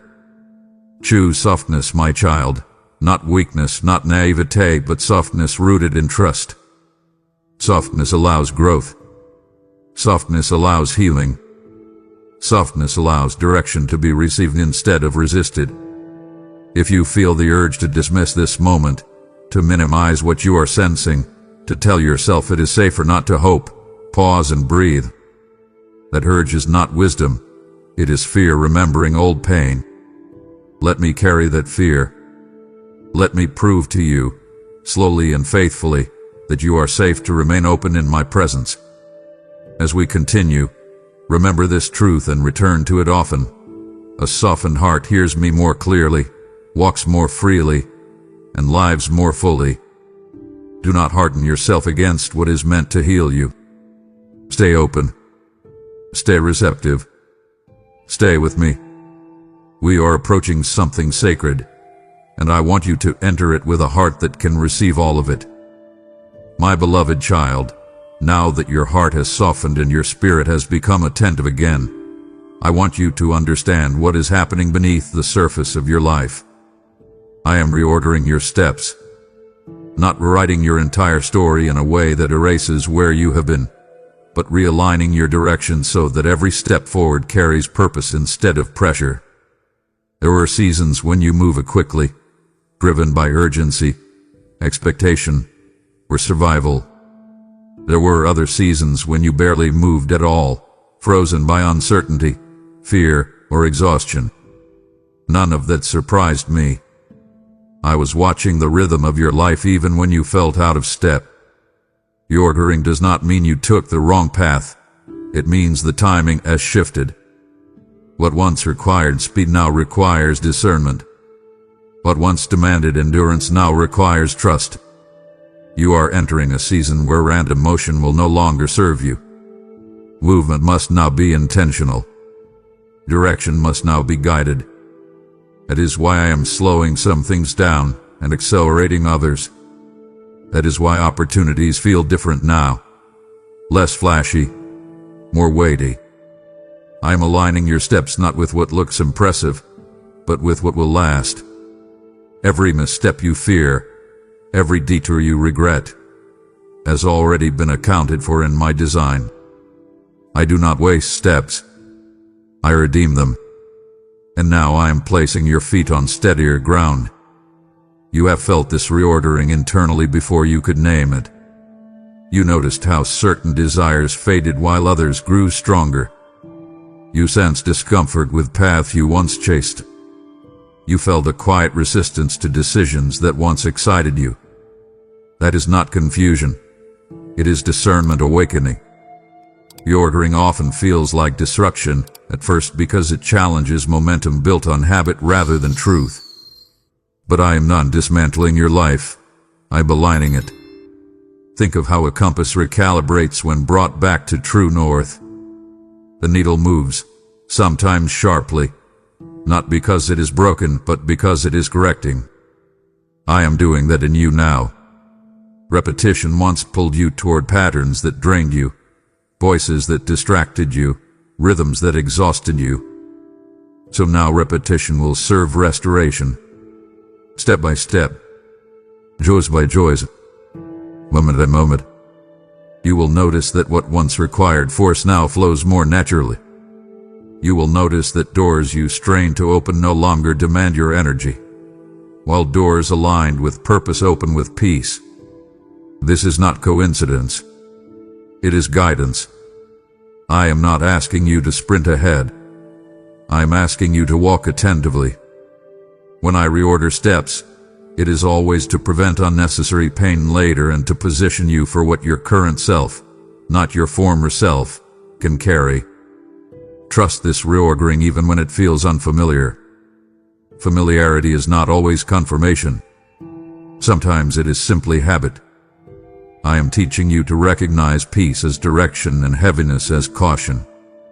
You will not always hear instructions in words. Often you will sense them as alignment or resistance. Pay attention to that. I am teaching you how to walk with me rather than ahead of me or behind me. And as your steps realign, do not grieve what no longer fits. Grief is natural, but it does not mean the change is wrong. You are not losing momentum. You are gaining direction. You are not being set back. You are being positioned. Remember this truth as we continue. When I reorder your steps, it is because I see where the road leads. And I love you too much to let you walk blindly when clarity is available. Stay close. Walk gently. Let me lead. Every step from here will make more sense than the last. My beloved child, before we go any further, before you interpret your life through calling or purpose or destiny, you must hear this clearly and without condition. You are deeply loved. Not because of what you do. Not because of how well you endure. Not because of how strong your faith appears on your best days. You are loved because you are mine. Love was never the reward at the end of your obedience. It was the foundation beneath your existence. You have spent too long believing love must be earned, sustained, or proven. That belief shaped how you relate to others and how you relate to me. You felt safest when you were useful, obedient, helpful, strong. But love that depends on performance is not love. It is transaction. And I do not relate to you transactionally. I loved you before you knew how to respond. I loved you when you doubted me. I loved you when you walked away emotionally, even when you stayed physically. My love did not fluctuate with your consistency. It remained steady through your questions, your fatigue, your missteps. Repetition once taught you that love is fragile, conditional, easily withdrawn. So now I repeat this truth until it reaches the deepest part of you. My love for you is secure, present, and unwavering. You have struggled to receive this love because receiving requires vulnerability. It is easier to work for love than to rest in it. It is easier to stay busy than to be seen. It is easier to perform than to trust. But I am inviting you into a deeper knowing, not intellectual agreement, but live assurance. Love is not something hovering above you, waiting for you to reach high enough. It is surrounding you now, sustaining you even as you read these words. When you were tired, love remained. When you were confused, love stayed close. When you doubted your worth, Love did not withdraw. And even now, as you process all that has been spoken, love is not measuring your response. It is simply present. High-impact truth often needs repetition to undo old damage, so hear me again. You are not barely tolerated. You are cherished. You are not a burden. You are a delight. You are not an afterthought. You were chosen intentionally. When I look at you, I do not see potential to be fixed. I see a child to be loved. And everything else flows from that truth. Let this love be the lens through which you now view everything else. Purpose without love becomes pressure. Calling without love becomes performance. Faith without love becomes fear. But when love leads, everything aligns. You will obey from trust instead of anxiety. You will grow from security instead of shame. You will move forward knowing you are already accepted, not trying to earn acceptance along the way. I know this truth will take time to fully settle, because old wounds do not dissolve instantly. But let it begin here. Let it begin now. When doubt rises, return to this anchor. When fear whispers, answer it with love. When you stumble, do not run from me. Run toward me. My love is not fragile. It does not shatter under questions or fatigue. It holds you through them. And as we continue toward what remains ahead, remember this above all else. Whatever you are called to do, wherever you are led to go, you go as one who is already deeply, completely, eternally loved. My beloved child, as we draw near to the heart of all I have been speaking, I ask you for something that seems simple but is profoundly powerful. Stay with me. Not physically, not religiously, not performatively, but relationally. Stay when it would be easier to drift. Stay when old habits invite distraction. Stay when fear suggests retreat. You have stayed through this message longer than you realize, and that alone reveals something about your spirit. There was a time when you would have scrolled past, numbed yourself, or dismissed the stirring you felt. But you stayed. And staying matters. Staying is how intimacy deepens. Staying is how trust matures. Staying is how truth moves from words into bones. I am not asking you to stay because I will abandon you if you don't. I am asking because you need what staying produces. When you stay, you notice. When you stay, you listen. When you stay, you allow space for healing to move from surface to root. You have lived in a world that trains you to move on quickly, to avoid discomfort, to outrun reflection. But transformation does not happen in haste. It happens in presence. And right now, presence is where you are strongest, even if you feel vulnerable. I know staying feels risky, because staying requires you to feel what you've learned to avoid. It brings you face to face with hope again, and hope feels dangerous when disappointment has been your companion. But staying does not mean everything will suddenly be easy. It means you will not face difficulty alone. There will be moments ahead when you are tempted to pull away emotionally, to rely on self-sufficiency, to go quiet, to harden again. When those moments come, remember this invitation. Stay with me. Stay in conversation. Stay in honesty. Stay in prayer that is real, not rehearsed. Stay in truth, even when emotions fluctuate. Repetition builds distance before, pulling away a little at a time, numbing gradually, disengaging subtly. So now repetition will build closeness.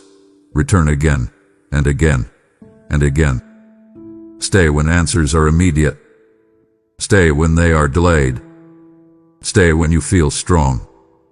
Stay when you feel unsure. You do not have to stay perfectly. You just have to stay willing. I am not measuring consistency to decide whether I remain near.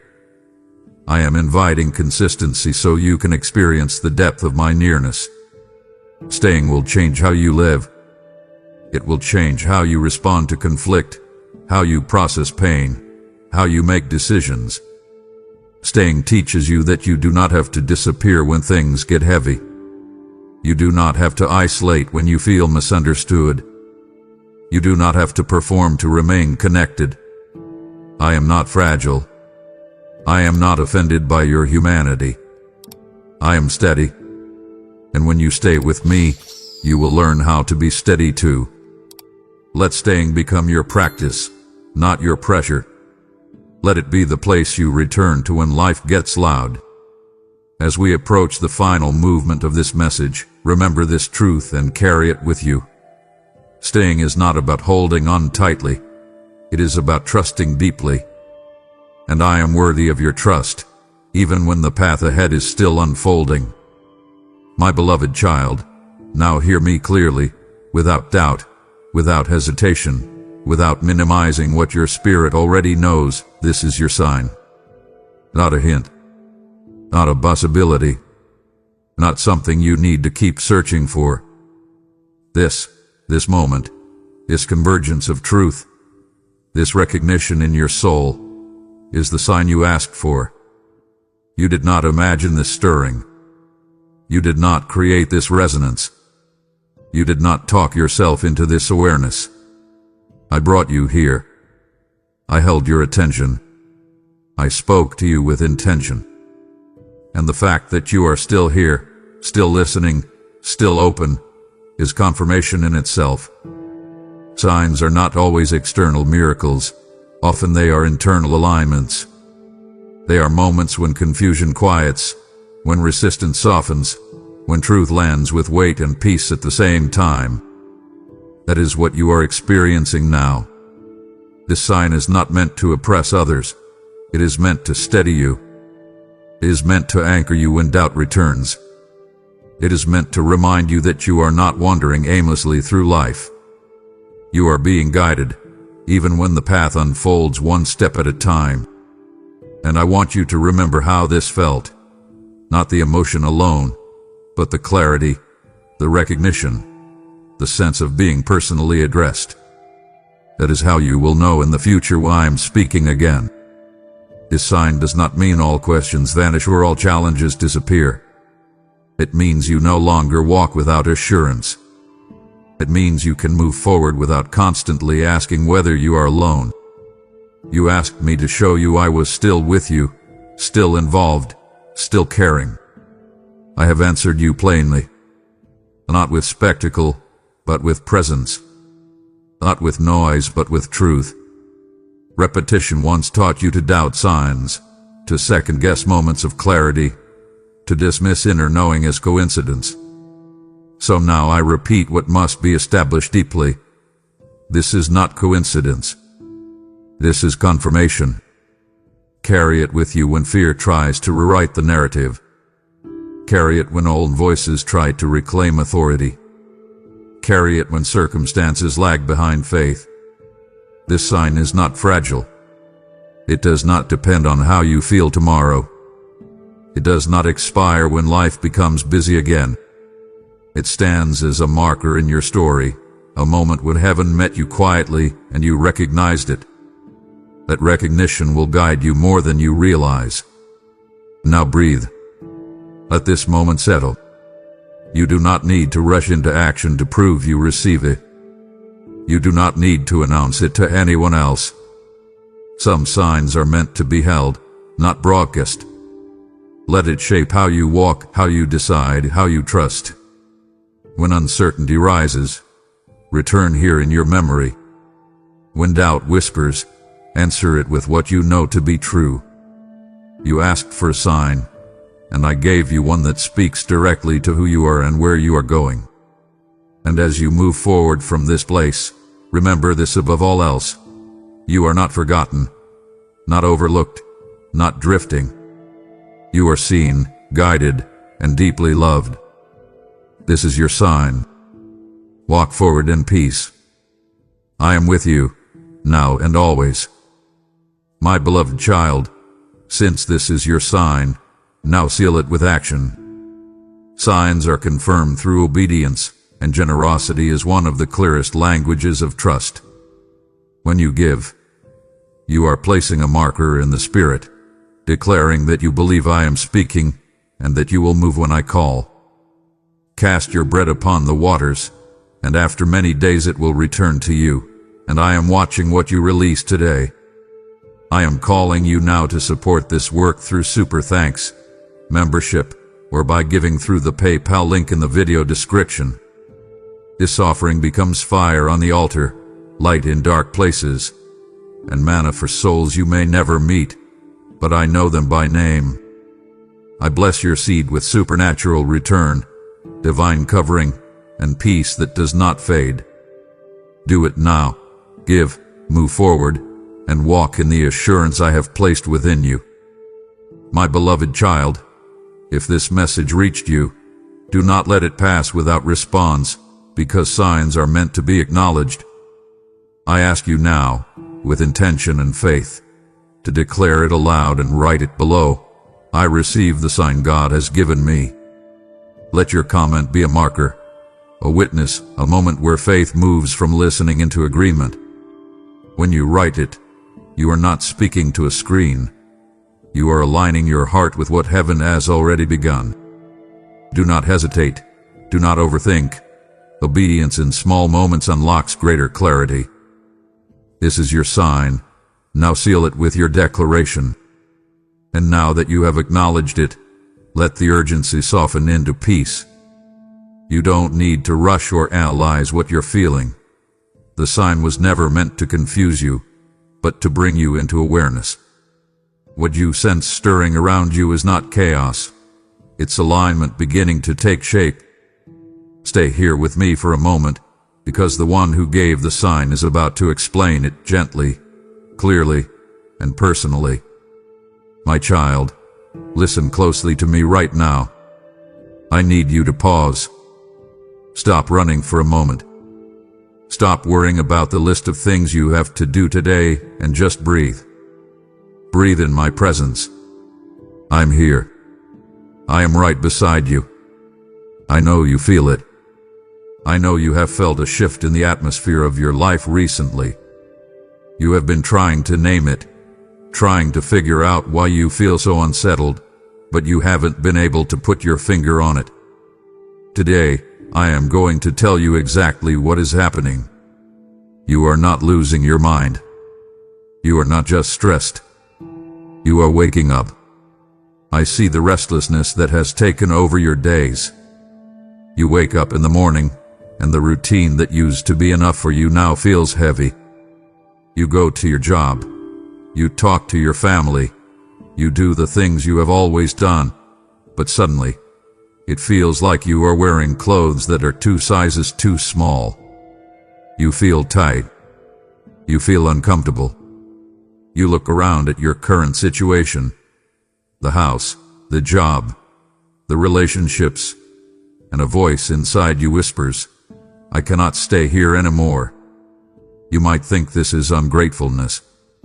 You might feel guilty for wanting more when you have enough. But I want you to know this, that discomfort is not a flaw. That discomfort is my hand. I am stirring the nest.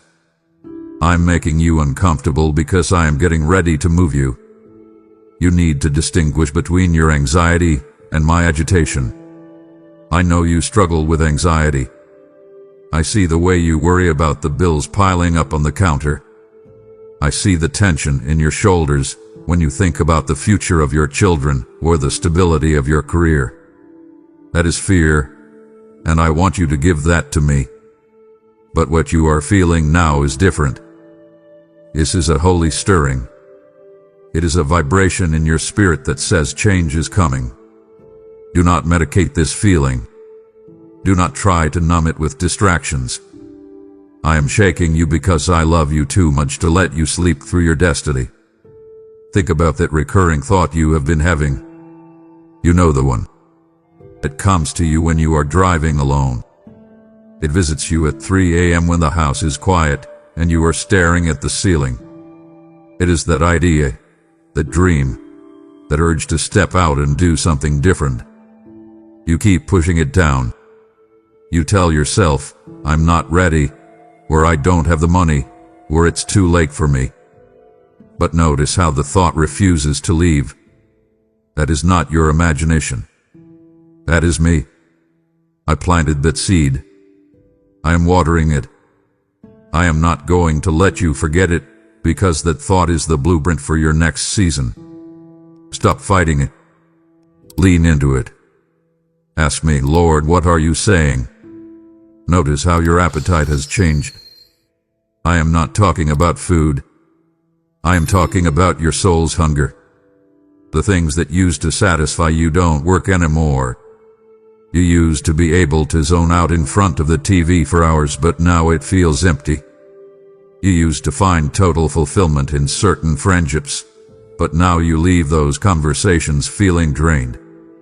You are scrolling through your phone, looking for something to spark joy, but you just feel numb. I have allowed this.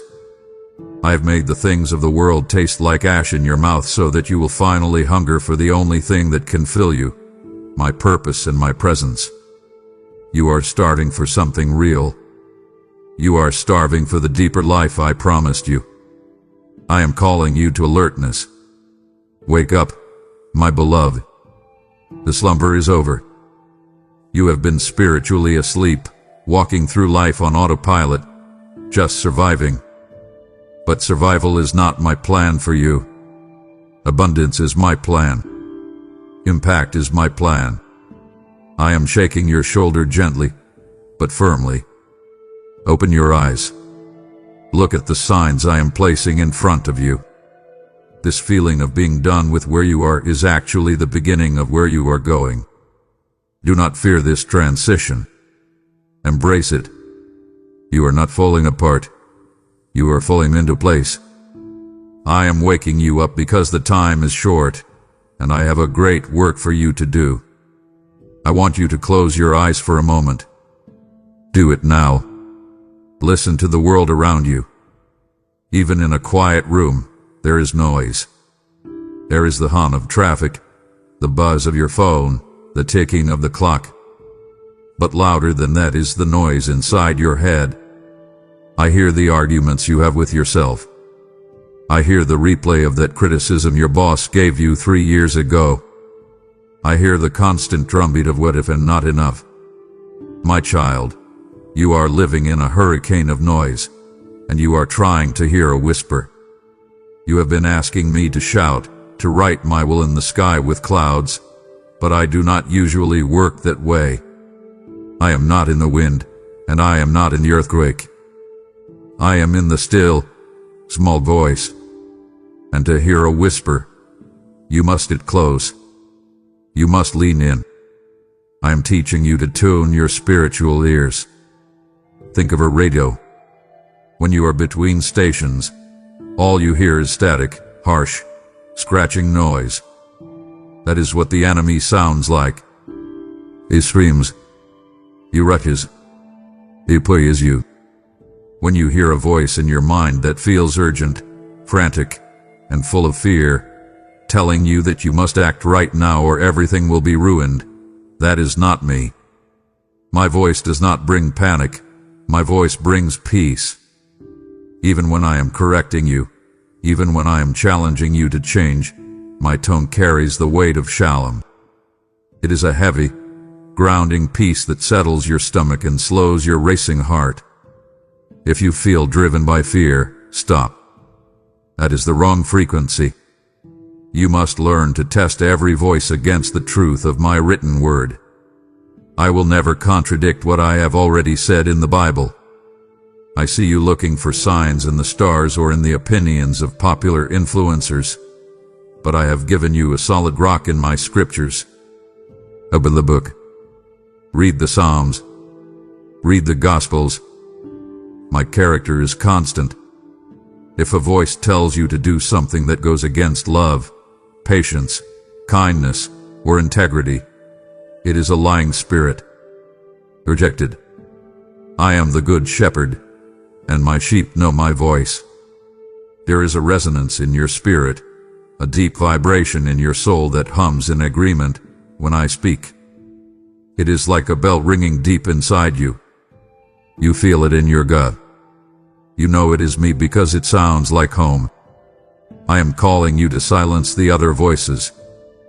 This is hard for you, I know. You value the opinions of your friends, your parents, and your coworkers. But right now, their voices are cluttering the airwaves. Sometimes, I will intentionally distance you from people, or I will make their advice seem confusing, just so you have to come to me. I am jealous for your attention. I want you to stop asking everyone else what you should do and ask me, Lord, what do you say? I am waiting to answer that question. I am waiting to speak words of life, hope, and clear direction into your spirit. But you must turn down the volume of the world.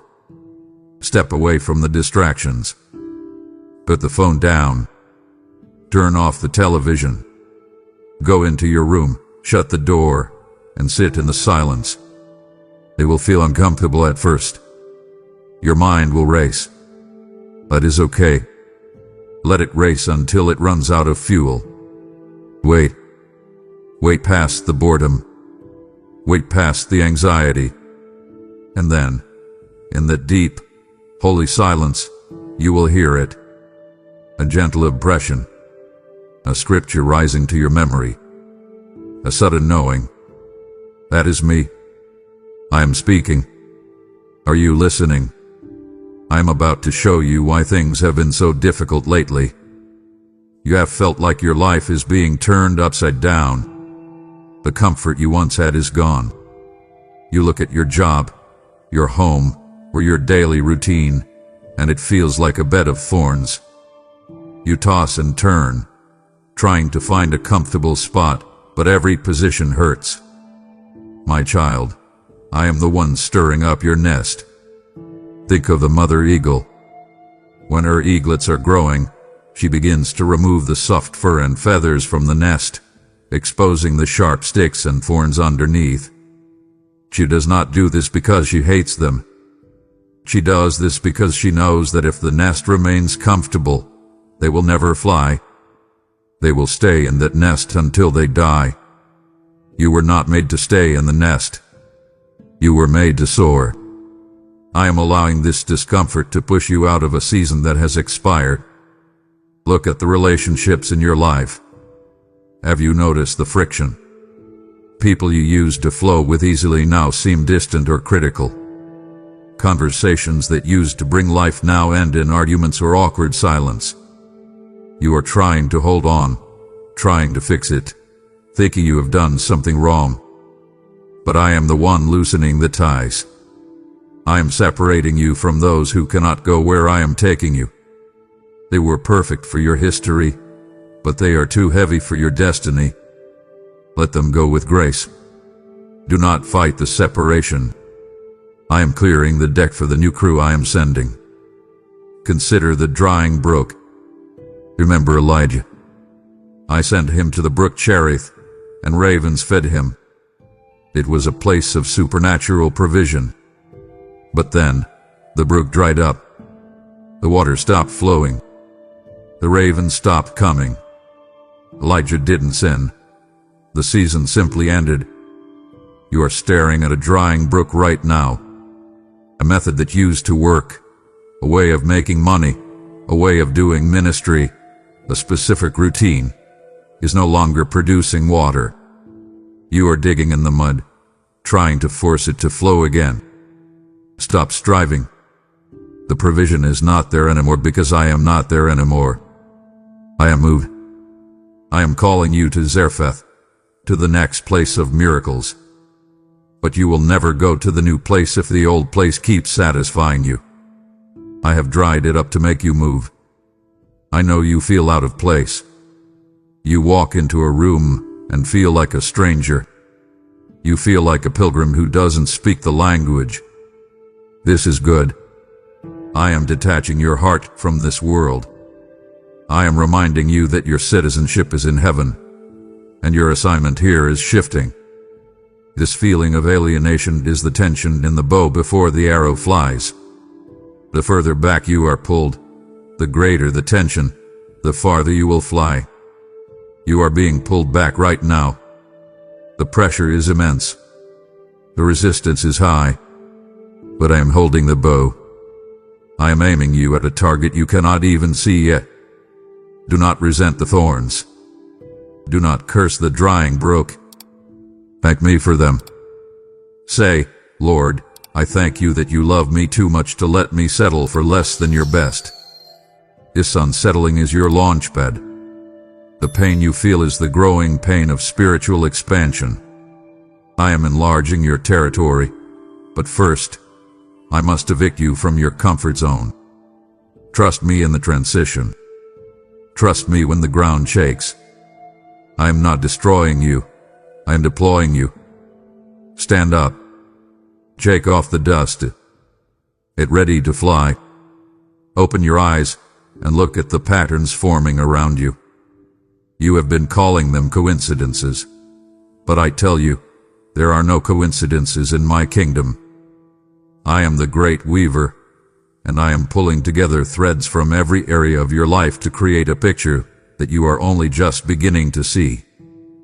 You have been walking with your head down, looking at the obstacles. I want you to look up and see the orchestration. Watch for the God incidences. These are moments where heaven intersects with earth in a way that logic cannot explain. Pay attention to the repetition of messages. You hear a sermon on Sunday about stepping out in faith. Then, on Tuesday, a song comes on the radio with the exact same phrase. Then, a friend calls you on Thursday and says, I don't know why, but I feel like I need to tell you to step out. Do you think this is random? This is the echo of my voice bouncing off the walls of your life. When I say something once, you might miss it. So I say it twice, 3 times, 4 times. I am surrounding you with a message. I am trying to get your attention. Stop brushing it off. Stop saying, that's funny. It is not funny, it is holy. I am highlighting the path. Look at the unexplainable timing of events. You needed a specific amount of money, and a check arrived in the mail for that exact amount the day before the bill was due. You were thinking about someone you haven't seen in years, and they texted you 5 minutes later. You missed a bus, only to find out the next one carried the person you needed to meet. This is my hand on the clock of your life. I am synchronizing your timeline with my divine schedule. I am showing you that I am in control of the details. If I can manage the traffic and the mail and the phone calls, can I not manage your destiny? Trust the timing. I am never late. I am opening doors for you that require no forcing. You have spent so much of your life banging on locked doors, trying to pick the locks, trying to kick them down. That is the way of the flesh. But watch what I am doing now. I am bringing opportunities to you. You will receive an email you didn't apply for. You will get an invitation you didn't seek. The key will turn effortlessly. When a door opens automatically, walk through it. Do not stand on the threshold analyzing it for fear of a trap. I am the doorkeeper. I open, and no man can shut. I am weaving the disparate threads of your life. You look at your past, the failures, the weird jobs, the random skills you learned, the pain you endured, and you see a mess. I see a toolkit. I am bringing all of those scattered pieces together for this specific moment. You will find that the skill you learned 10 years ago, which seemed useless then, is exactly what is needed for the problem in front of you today. Nothing is wasted. I am converging your past, your present, and your future into a singular moment of breakthrough. Acknowledge my hand. Say, Lord, I see you working. The more you acknowledge my work, the more you will see it. The fog is lifting. The pattern is emerging. This is your sign. My child, do not medicate the heavy feeling in your chest. That weight you feel is not depression. It is a burden of glory. It is what I call divine discontent. I have placed a holy dissatisfaction within you because I am about to birth something new through you. You are pregnant with purpose. Just as a woman in labor cannot get comfortable because the baby is ready to come, you cannot find comfort in your current level of living because your future is pushing to get out. You look at your life, even the good parts, and you say, there must be more than this. It is not ingratitude. It is the echo of eternity in your heart. I see your frustration with stagnation. You refuse to settle for good enough anymore. Others around you are content to punch the clock, watch television, and sleep, but you are pacing the floor. You feel a fire in your bones.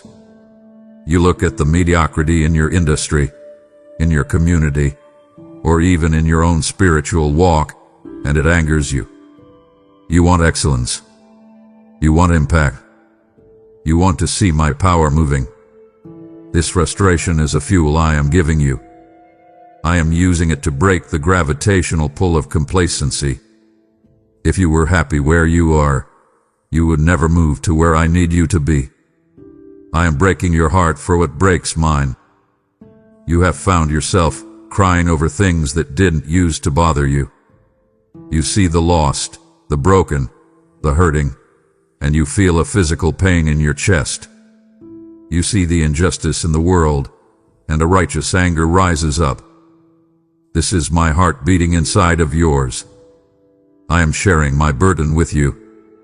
I am sensitizing you to the needs of the people I want you to serve. Do not run from this sorrow. Let it change you. Let it drop you to your knees in prayer. This burden is the compass pointing to your calling. I am giving you flashes of a vision, glimpses of what could be. You daydream about a different life, not just an escape, but a life of significance. You see yourself writing that book, starting that business, leading that ministry, helping those people. These are not just fantasies. They are slides from the projector of heaven. I am showing you the end from the beginning. I am planting the vision inside you so deep that you cannot ignore it. You try to shake it off, but it comes back. That vision is my promise. I would not show it to you if I did not intend to do it through you. Use this discontent as a catalyst. Do not let it turn into bitterness. Do not let it turn into complaining. Turn it into action. Let your dissatisfaction drive you to the prayer closet. Let it drive you to preparation. Say to me, Lord, I am not satisfied with the status quo. I want the fullness of what you have for me. I love that prayer.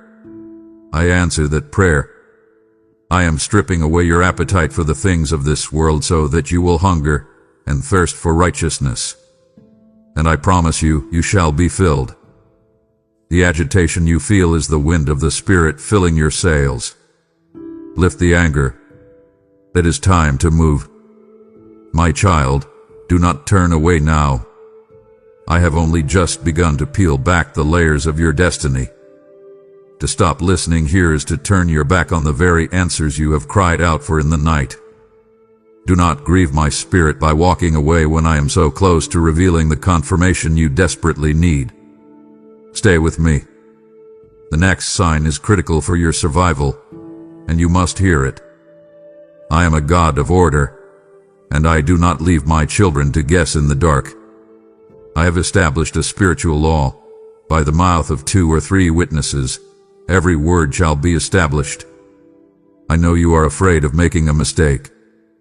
I know you are afraid that you are just hearing your own thoughts. So, I will confirm my word to you. I will give you external evidence to match the internal leading. I want you to look for the witnesses I am sending to your life. First, seek the wisdom of counsel. I have placed wise, godly people in your path. These are not the people who just tell you what you want to hear. These are the people who love you enough to tell you the truth. Go to them. Lay your situation before them. Watch what happens. I will speak through them, You will hear phrases come out of their mouths that are identical to what I whispered to you in your bedroom. When you hear that echo, pay attention. That is me confirming the direction. Do not be an island. Do not be a lone ranger. I work through my body. I will even use strangers to affirm you. You will be walking down the street, or sitting in a coffee shop, or standing in line at the grocery store, and someone will speak a word to you that pierces your heart. They will know your story. They won't know your struggle, but they will say exactly what you need to hear. I love to do this. I love to show off my sovereignty by using a donkey, or a stranger, or a billboard to get my message across. When this happens, do not brush it off as a weird encounter. Receive it as a love letter from heaven. Listen to the testimony of the Spirit within you. This is the most important witness. It is that deep, internal knowing. It is not an emotion that goes up and down. It is a steady, quiet, confident assurance. When you think about the right path, your spirit feels light, open, and free. When you think about the wrong path, your spirit feels heavy, restricted, and dark. Learn to read these signals. The Holy Spirit is the umpire of your heart. He calls safer out. If you don't have peace, don't proceed. Wait for the witness of peace. Look at the alignment of nature. The heavens declare my glory. Sometimes, I will use the physical world to speak to you. You might see a rainbow at the exact moment you are praying for hope. You might see a storm clear up instantly. You might see a bird or an animal that has significance to you. Do not worship the signs, but let them point you to the sign maker. I am Lord over all creation, and I will make the rocks cry out if I have to. Finally, check the consistency of my character. I will never give you a sign that leads you into sin, pride, or destruction. My signs always lead to holiness, humility, and love. If a sign tells you to leave your family, or cheat, or hurt someone, that is not from me. That is a trap. My witnesses always agree with my word. I am the same yesterday, today, and forever. My child, the evidence is mounting. The witnesses are testifying. The verdict is clear. I am calling you. I am confirming it. Now, you must believe it. I want to talk to you about the storm you are in. I see the winds howling around your finances. I see the waves crashing against your marriage or your health. By all logical standards, you should be panicking right now. The experts would tell you to panic. Your friends are probably asking you, what are you going to do? Frantically. But I have given you a sign that confuses them, and perhaps it even confuses you. That sign is peace. Notice the sudden calm in the center of your chest. It is the eye of the hurricane. While everything around you is spinning out of control, you have found a place of stillness. You are sleeping at night when you used to be awake staring at the clock. You are eating your meals without the tightness in your throat. You are looking at the bad report, the legal letter, with a bank statement, and instead of spiraling into terror, you feel a strange, heavy blanket of assurance wrapping around you. This is the peace that surpasses all understanding. It makes no sense to the human mind. It is supernatural. It is me. I am acting as the umpire of your heart. In a game, the umpire decides what is safe and what is out. I am using my peace to make the call. When you think about forcing a solution, you feel agitated. But when you think about trusting me, you feel that deep, settling weight of glory. Let this peace rule. Do not try to manufacture anxiety just because you think it is the responsible thing to do. You have been conditioned to believe that worrying means you care. I am telling you that worrying means you do not trust. I have taken the panic away from you as a sign that I have taken over the battle. I want you to release the control you are fighting so hard to keep. I know you like to be the driver. I know you had a plan A, plan B, and plan C. But look at your hands. They are white-knuckled from gripping the steering wheel of your life. Open your hands. Let go. The reason you feel peace now is because deep down, you have finally surrendered the outcome to me. You have reached the point of saying, Lord, if you don't save me, I won't be saved. That is not a place of defeat. That is the place of victory. The moment you stopped trying to be God over your own life, my peace rushed in to fill the vacuum. Embrace the sleep of the beloved. I give sleep to those I love. If you have been battling insomnia, tossing and turning with racing thoughts, and suddenly you are resting deeply, take this as a major prophetic sign. Your spirit knows something your mind has not caught up with yet. Your spirit knows that I am working the night shift. Your spirit knows that the battle is won. Do not question this peace. Do not analyze it away. It is the anchor I have dropped into your soul to hold you steady while I change your circumstances. You are safe. I am holding you. Breathe. My child, I need you to stop banging on that locked door. You know the one. You have been praying for it to open. You have been crying over it. You have been trying to pick the lock with your skills, your connections, and your persistence. But it remains shut. You feel rejected. You feel like I have ignored your prayers. But I am here to tell you that rejection is my protection. I am not punishing you. I am saving you. I see the path you wanted to take.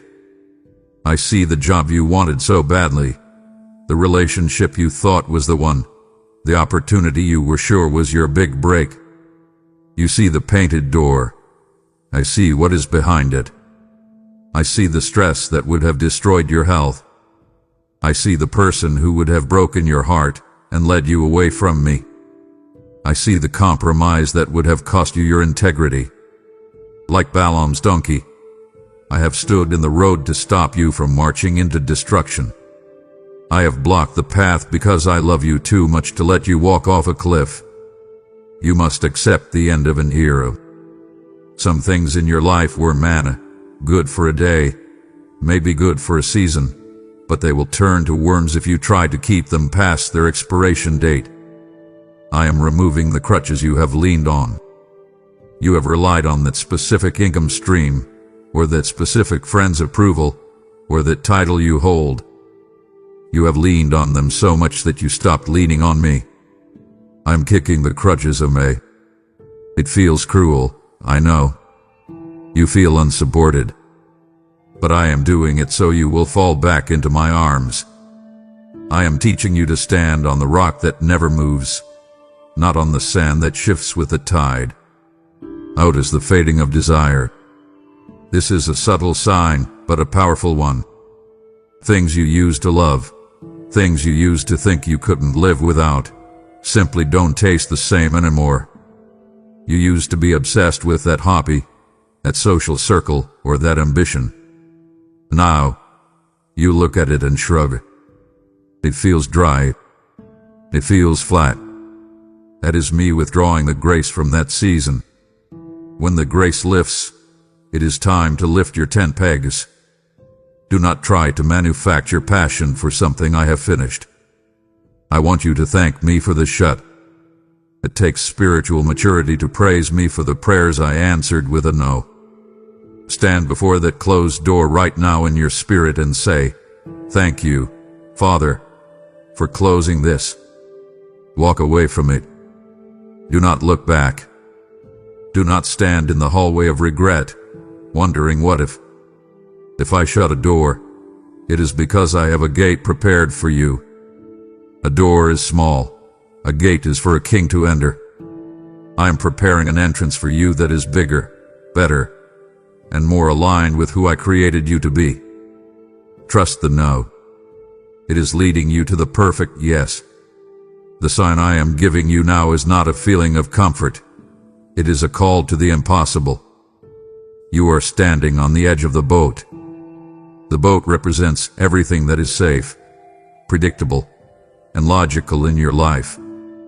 It is your steady paycheck, your routine, your comfort zone. But I am out on the water. I am standing in the middle of the waves, in the place where, humanly speaking, you should sink.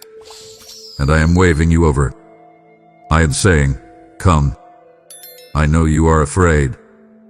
I can hear your heart hammering against your ribs.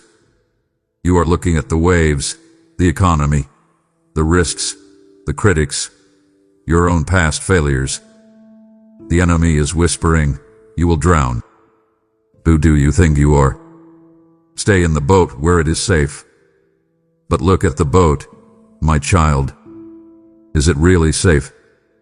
Or is it just familiar? You are dying in that boat.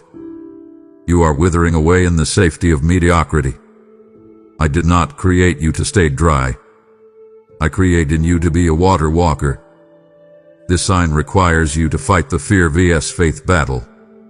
Faith is not the absence of fear, it is obedience in the face of fear. I am not asking you to not feel the fear, I am asking you to not obey it. Faith is spelled R-I-S-K. If you can see how it's all going to work out, if you have the money in the bank, if everyone agrees with you, that is not faith. That is planning. I am calling you to do something that requires me to show up. I am inviting you into a partnership where your weakness meets my power. Keep your eyes locked on me. This is the secret. When Peter looked at the wind and the waves, he sank. When he looked at me, he walked on the supernatural. I am the author and perfecter of your faith. Do not look at the size of the bill, look at the size of your God. Do not look at the diagnosis, look at the healer. Do not look at your inadequacy, look at my sufficiency. I am the variable that changes the equation. With man it is impossible, but with me, all things are possible. I promise you the hand that catches.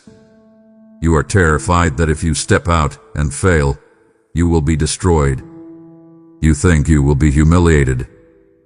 But listen to my promise. If you slip, I am there. I will not let the waters overwhelm you. I will not let the fire burn you. I'm right there within arm's reach. The only way you can fail is if you stay in the boat and never try. I would rather you step out, sink, and let me catch you, than sit in the boat and wonder for the rest of your life what would have happened. Step out. The water is solid under my feet, and I will make it solid under yours. Take the risk. I am worth it. I am walking through the hallways of your memory today. I am opening the dusty closets of your heart. I am pulling out a box you taped shut years ago. Inside that box is a dream. You know the one. It is the book you wanted to write, the business you wanted to start, the family you wanted to build, the ministry you wanted to launch. You buried it because it hurt too much to look at. You buried it because you tried once and failed. You buried it because life got in the way. Bills had to be paid, and you convinced yourself that you were being realistic.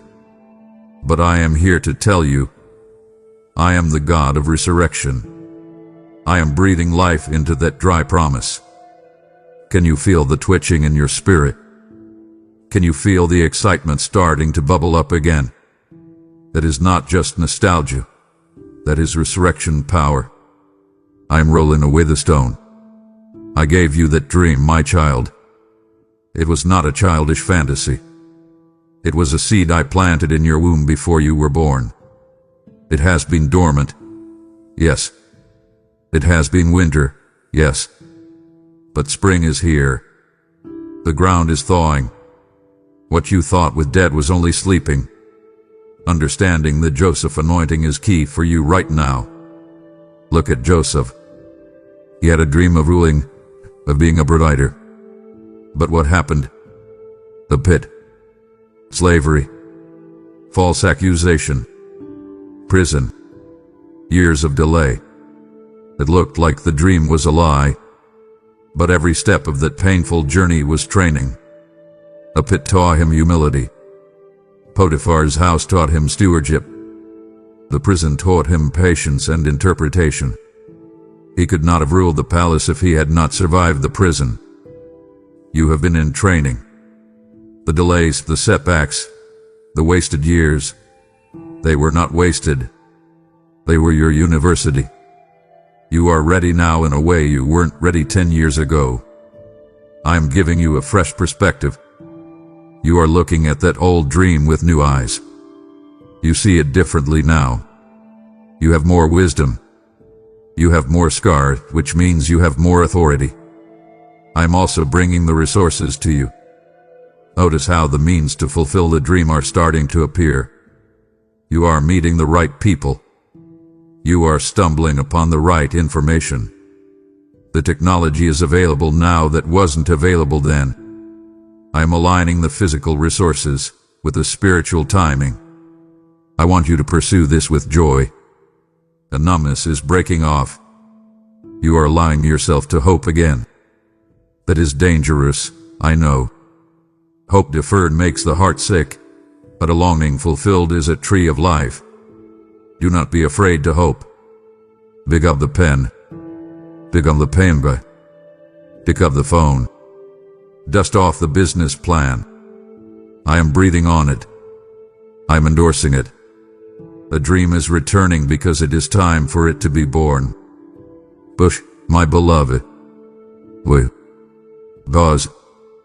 Do not let the distractions of this world pull you from my presence. We are walking on holy ground, and I have not yet shown you how to fully align your heart with mine. If you leave now, you leave your resurrection half finished. It breaks my heart when you come this close to the breakthrough and then settle for the shadows. Do not disappoint the destiny I have prepared for you. Press in deeper. I have more to say. My child, just as I am resurrecting the dreams you thought were dead, I invite you now to sow a seed of life into this ministry. I have brought you to this channel not by accident, but to feed your spirit. Now, I ask you to help me feed the multitudes who are still starving for this truth. Do not just wait for your harvest. Trigger it by sowing into my kingdom, for as my servant Paul declared, he who sows bountifully will also reap bountifully. Your gift today is not merely a donation. It is a prophetic act that says, Lord, I trust you with my resources and my future. I am watching over this ministry to reach the broken, and I am watching over your hand as you give to ensure your vat overflows.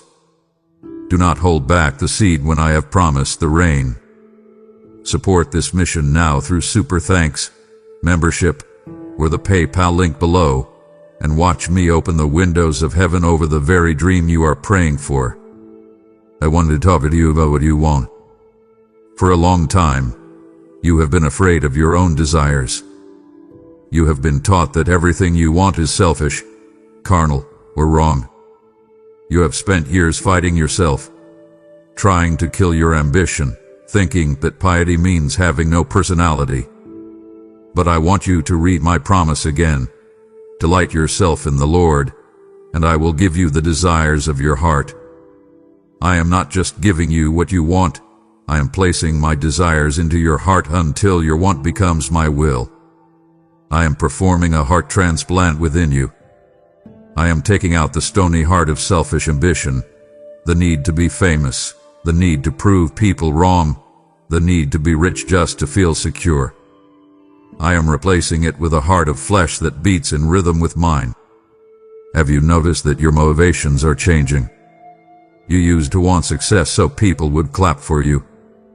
Now, you want success so you can help people. You used to want money for toys. Now you want money for the kingdom. This shift is the sign.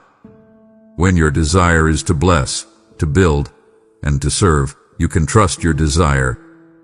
I am bringing you into the unity of will.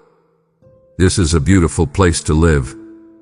It is the place where duty turns into delight. You are finding that the very things I'm calling you to do are the things you actually love to do. It feels natural. It feels like you were made for it. You are like a fish discovering water or a bird discovering the sky. You don't have to force it. When you are in my will, you are in your element. Stop thinking that serving me is to be miserable to be holy. I created you with specific passions for reason. I put that love for numbers or words or children or construction or justice in you. Use it. I want you to experience freedom from striving. There is a difference between working for approval and working from approval. You are not working to get me to love you. I already love you completely. You are not working to prove your worth to the world. Your worth was settled at the cross. Now you work from a place of rest. You strive for excellence, yes, but not out of anxiety. You work hard, but your soul is at ease. This is the easy yoke I promised. If the burden is chafing your neck, if it is raw and bleeding, you are carrying a load I didn't give you, or you are carrying it the wrong way. Focus on the glory. This is the final check. Ask yourself, if I did what I want, who gets the glory? If the answer is only you, the desire is not yet aligned. But I see your heart. I see that you want to point back to me. You want your life to be a signpost that says, look what God did. Because your heart is aligned, I am about to release you to run. Run with your desires. Chase them. Because in chasing them, you are chasing me. The light is green. Go. I need you to breathe deeply and listen to what I am about to say, because I know you are frustrated. I know you hate the hallway you are standing in right now. You are checking the calendar. You are looking at the clock. You are watching other people get promoted, get married, buy houses, and step into their dreams while you feel like you are stuck in mud. You are asking me, why is this taking so long? You feel like I have forgotten the schedule. But I want you to know, the waiting room is not a dungeon. It is a classroom. And you are not waiting on me, I am waiting on you. I am testing your patience, because I am building your character. You want the promise right now, but if I gave you the weight of that blessing before your spiritual muscles were developed enough to carry it, it would crush you. You are praying for a giant oak tree, but you are frustrated that it is growing slower than a mushroom. Mushrooms grow overnight, but they are fragile. Oaks take decades, but they withstand storms. I am growing an oak anew. I am using this delay to cultivate long-suffering, the ability to suffer long and keep your joy. This is a fruit of the Spirit that cannot be downloaded. It must be grown. I am breaking the idol of immediacy in your life. You live in a world that worships now. You get food in 5 minutes. You get messages in 1 second. You get entertainment on demand. This addiction to instant gratification has poisoned your spiritual walk. You treat me like a vending machine.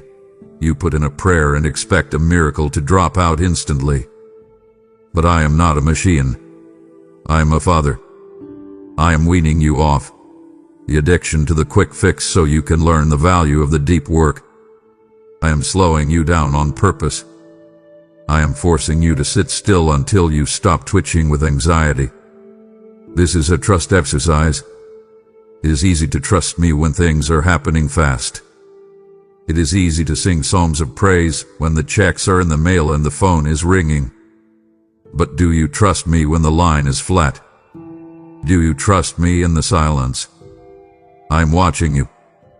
I am looking to see if you will take matters into your own hands like Sarah did with Hagar, or if you will wait for the son of promise like Abraham. Proving that you trust my timing more than your own timeline is the final exam of this season. Stop trying to kick open doors I have not unlocked yet. I am strengthening your roots. When a tree is in a drought, It sends its roots deeper into the earth to find water. You are in a drought of visible activity right now so that your roots will go down deep into me.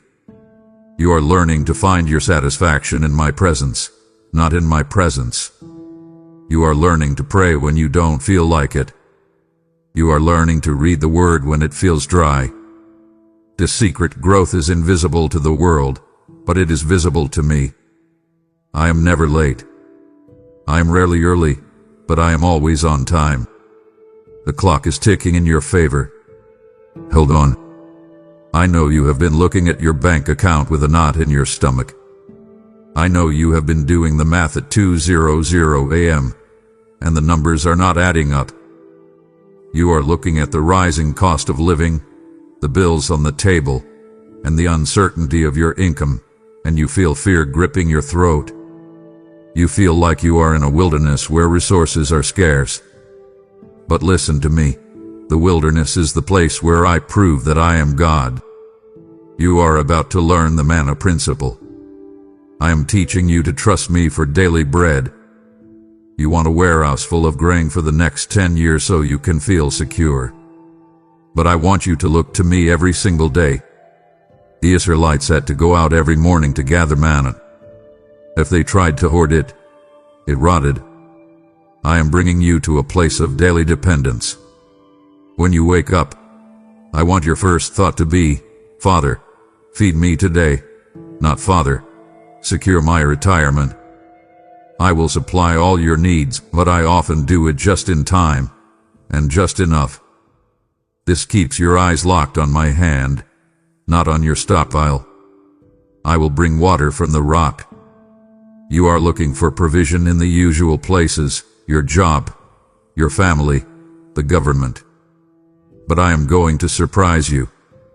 I am going to bring resources from the most dry, hard, and unlikely places.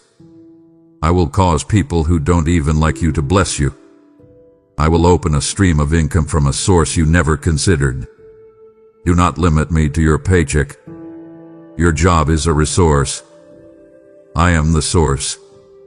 If I have to command a rock to split open to sustain you, I will do it. Expect the miraculous in the middle of the mundane. Notice the shoes that did not wear out. In the wilderness, for 40 years the Israelites' clothes did not rot, and their feet did not swell. I am doing this for you right now. Look at what you have. That car that keeps running when it should have broken down. That appliance that is still working past its warranty.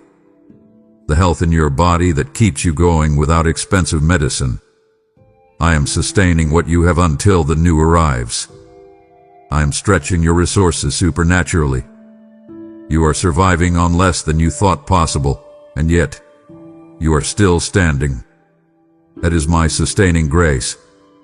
I am sending the ravens delivery. You remember Elijah? I commanded ravens, dirty, greedy birds, to bring him meat and bread. I will use unconventional methods to provide for you. Do not be too proud to accept help. Do not be too proud to take the odd job. Do not be too proud to receive a gift. I am humbling you to receive provision in a way that gives me all the glory. You will look back on this season and say, only God could have done that. I want you to experience the Jehovah Jireh revelation. Jireh means the Lord will see to it. I see your need before you even feel it.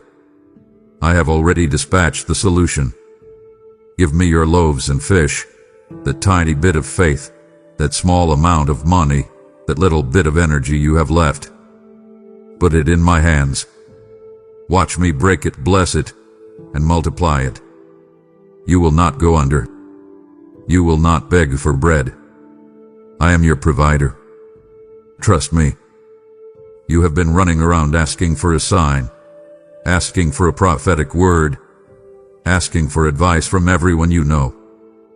But I see your Bible sitting on the shelf, closed. You are scrolling through social media for hours looking for wisdom, but you are starving your spirit of the truth. My child, the sign you are looking for is already written. I am calling you back to the book. I want you to find clarity not in a horoscope, not in a fortune cookie, but in my living word. I want to give you a Rhema word. There is Logos, the written word, and there is Rhema, the spoken word. This is when a specific verse jumps off the page and explodes in your heart. You have read it 100 times before, but today, it reads you. It speaks directly to your marriage, your job, your fear. It feels like electricity. That is my spirit highlighting the text. That is me speaking. But you cannot get the Rhema if you do not read the Logos. Open the pages. Give me something to work with. My word is a lamp under your feet. Notice I said a lamp, my spotlight. You want a floodlight that shows you the next 10 years of your life. You want to see the destination before you start the journey. But I give you a lantern. It casts just enough light for the very next step. It shows you where to place your foot right now so you don't stumble. If you can see the next step, that is enough. Take that step. Then, the light will move forward. Stop demanding the whole map and trust the lamp. Use the sword of the Spirit. You are confused because the enemy is lying to you. He tells you that you are a failure, that you are alone, that there is no hope. You cannot fight these thoughts with positive thinking. You must fight them with it is written. When Jesus was tested, he did argue. He quoted scripture. I want you to memorize my promises. When anxiety comes, pull out the sword. Be anxious for nothing. When fear comes, pull out the sword. God has not given me a spirit of fear. Cut through the confusion with the razor-sharp edge of my truth. My word is the anchor for your soul. Your emotions are turbulent. One day you are up. The next day you are down. You feel tossed by the waves of circumstances. You need something that does not move. My word never changes. Heaven and earth will pass away, but my words will by no means pass away. When you feel like you are drowning in feelings, grab hold of a verse. Cling to it. Let it stabilize you. Say, I don't feel like it, but God said it, and that settles it. Let the word be the mirror of truth. You can lie to yourself. Your friends can flatter you. But my word tells you the truth. It reveals the condition of your heart. It shows you where you are being selfish, where you are being proud, where you are holding a grudge. Do not turn away from the mirror. Let it correct you. Let it wash you. The clarity you seek is waiting for you in the pages you are neglecting. Read. I am coming after the chains that have held you and your family for generations. You know what I am talking about. A temper that your father had, and his father had, and now you feel it rising in you. A tendency toward addiction. A crushing anxiety. A poverty mindset that says, we will never get ahead. You have accepted these things as just the way I am. But I say to you today, it ends with you. I am breaking the cycle. I am bringing deliverance from addiction. I see the secret habits you hide. I see the way you turn to food, or drink, or the screen, or substances to numb the pain. You have tried to stop in your own strength. You have made promises to yourself in the morning only to break them by the evening. You feel ashamed. But shame is a chain, and I am here to shatter it. I am giving you the supernatural power to say no to what once enslaved you. This is not about willpower. This is about one power, my power working in you. I am healing your memories. The pain of the past is a heavy chain. You are dragging the corpse of yesterday into your tomorrow. The abuse, the betrayal, the harsh words spoken over you as a child, they are still playing on a loop in your mind. I am walking into those memories with you. I am showing you where I was when that happened. I am pouring the oil of Gilead into those deep wounds. You will remember the event, but the sting will be gone. The poison is being drained out. You are being set free from the tyranny of the past. I am calling you to the forgiveness of enemies. This is the hardest chain to break, but it is the most necessary. Holding a grudge is like drinking poison and expecting the other person to die. Unforgiveness blocks your blessings. It keeps you tied to the person who hurt you. I'm commanding you to let them go. Not because they deserve it, but because you deserve to be free. Bless those who curse you. Pray for those who use you. As you release them, the handcuffs fall off your own wrists. I am removing the garment of shame. You have walked with your head down, feeling unworthy, feeling like damaged goods. You think everyone can see your failures, but I am stripping those filthy rags off of you. I am engaging in a divine exchange. I take your shame, you take my righteousness. I am clothing you in dignity. I am lifting your chin. Look at me. You are not what you did. You are not what was done to you. You are who I say you are. You are stepping into a new identity. You are no longer an orphan. You are a son. You are no longer a victim. You are a victor. Stop talking like a slave. Stop thinking like a prisoner. The door is open. The chains are on the floor. Step out of the cell. Walk in the freedom for which Christ has set you free. Listen closely. I am breaking chains off your life, but the work is not yet complete. If you leave now, you are choosing to carry burdens I intend to remove right here, right now. Do not choose the chains over my freedom. It sorrows me deeply to see you walk away while you are still bound. I am asking you, no, I am commanding you, to stay until the work is finished. Your next breakthrough requires total separation. You not leave before the blessing is sealed. My child, you have been feeling lonely lately. You look around at your friends, your coworkers, even some of your family, and you feel a distance. You don't laugh at the same jokes anymore. You don't want to go to the same parties. You feel awkward, like a piece of a puzzle that doesn't fit. You have been crying out, asking, why am I so alone? Listen to me. I have called you to be separate. The word holy means set apart. I am setting you apart from myself. I am enforcing the holiness requirement. You cannot carry my glory and carry the world's garbage at the same time. I am cleaning house. I am making you uncomfortable in environments that used to feel normal. A TV show you used to watch, and now it disgusts you. A conversation full of gossip. Now it grieves your spirit. This is good. This is the Holy Spirit sensitizing you to sin. Do not override this feeling. Do not try to fit back in. I am pulling you out of the mud so I can wash you. You are walking the narrow path. The broad path is crowded, is easy. Everyone is going that way. But the sign I have placed on your life points to the narrow gate. It is a lonely road. There is not much company, but it is the only road that leads to life. You are going to have to make choices that make no sense to the crowd.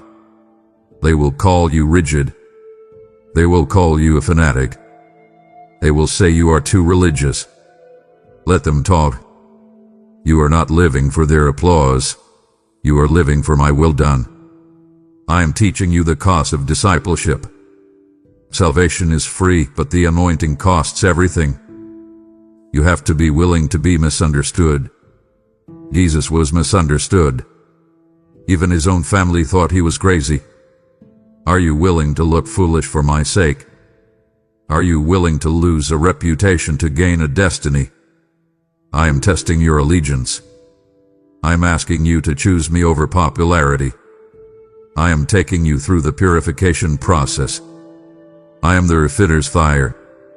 Fire burns away the dross, the impurities, the heat you feel right now, the pressure, the isolation that is the kiln.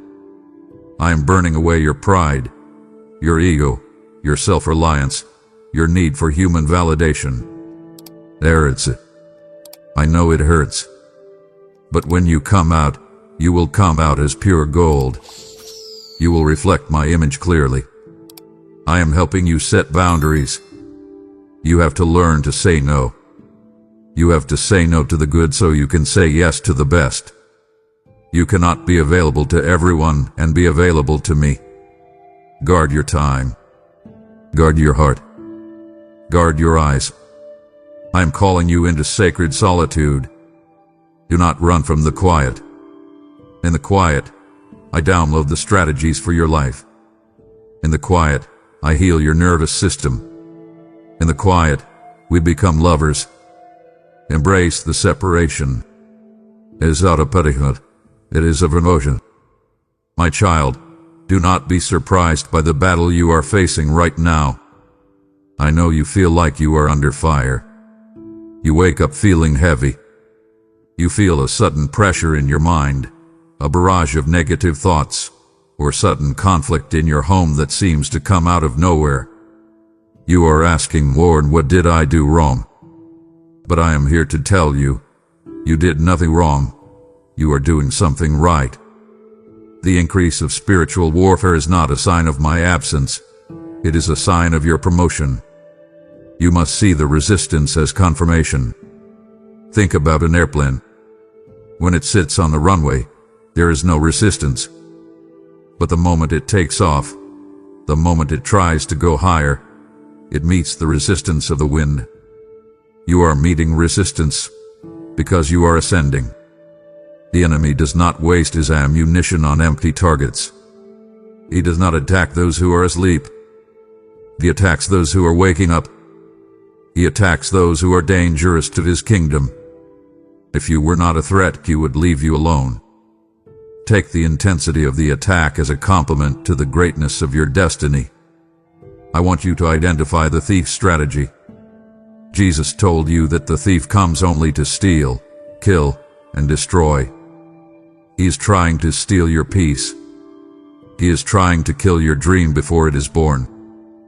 He is trying to destroy your relationships.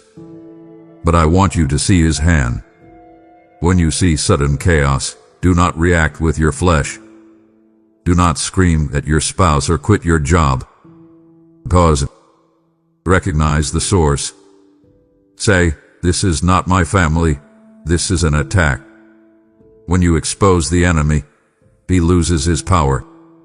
You need to put on the armor of God. You cannot fight a spiritual battle with physical weapons. You cannot fight this anxiety with logic or medication alone.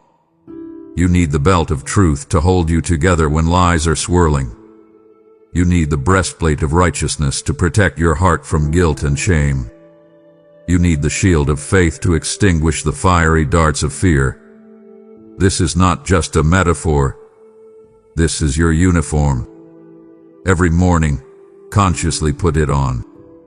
Say, Lord, I am covered in your armor. I have given you this equipment because I expect you to win. Use the power of praise. This is your heavy artillery. When the battle is loudest, your praise should be louder. The enemy cannot stand the sound of a believer rejoicing in the middle of a storm. It confuses him. It breaks his hold. When you feel the darkest, sing. When you feel the heaviest, shout my name. Praise is not just a song. It is a weapon of mass destruction against the powers of darkness. It shifts the atmosphere instantly. I am reminding you of the authority given to you. You are not a helpless victim. I have given you authority to trample on serpents and scorpions and over all the power of the enemy. You have the name that is above every name. Use it. Speak to the mountain. Speak to the storm. Do not beg the devil to leave. Command him to go in Jesus' name. Stand your ground. The victory is already assured because I have already overcome the world. You are fighting from victory, not for victory. I know you have walked a lonely road for a long time. You have felt like you had to carry the weight of your vision, your family, and your struggles all by yourself. You have looked to the left and to the right and found no one who truly understood. But I am changing that. I see your isolation, and I am declaring an end to it. One of the clearest signs that you are entering a new season is the arrival of divine helpers. I am sending reinforcements.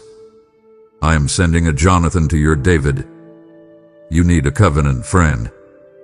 Someone who loves you as their own soul. Someone who doesn't want anything from you but wants everything for you. This is the friend who will strengthen your hand in God when you are weak. He will remind you of who you are when you have forgotten. Keep your eyes open.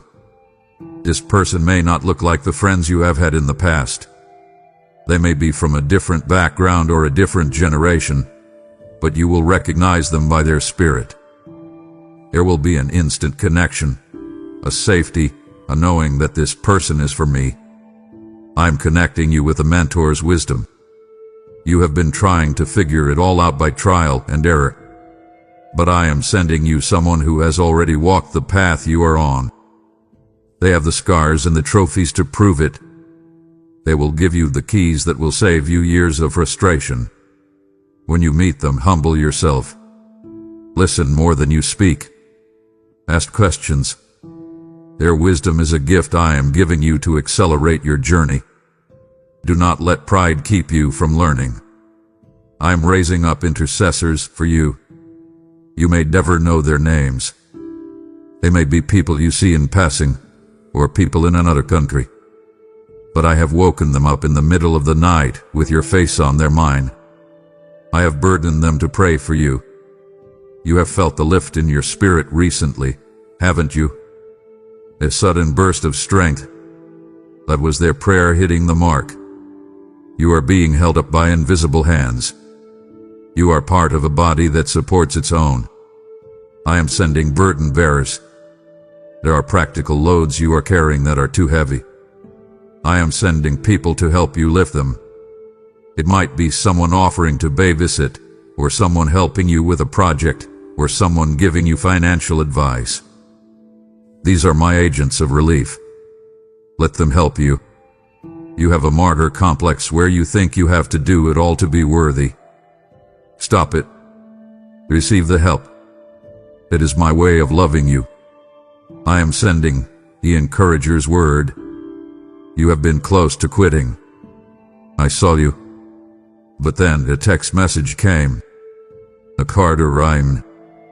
A stranger spoke a kind word. That was Barnabas, the son of encouragement, sent by me. I will make sure that every time you run out of fuel, someone appears with a gas can. You are not alone. You are surrounded by a great cloud of witnesses and a community of faith on earth. Look around. Your tribe is finding you. My child, I want you to pay attention to your tears. I want you to pay attention to your anger. What is it that disturbs you more than anything else? What is the one problem in the world that you cannot just scroll past? Is it the hungry child? Is it the victim of trafficking? Is it the broken political system? Is it the lack of discipleship in the church? That burden you feel is not accidental. It is prophetic. It is a clue to your specific assignment.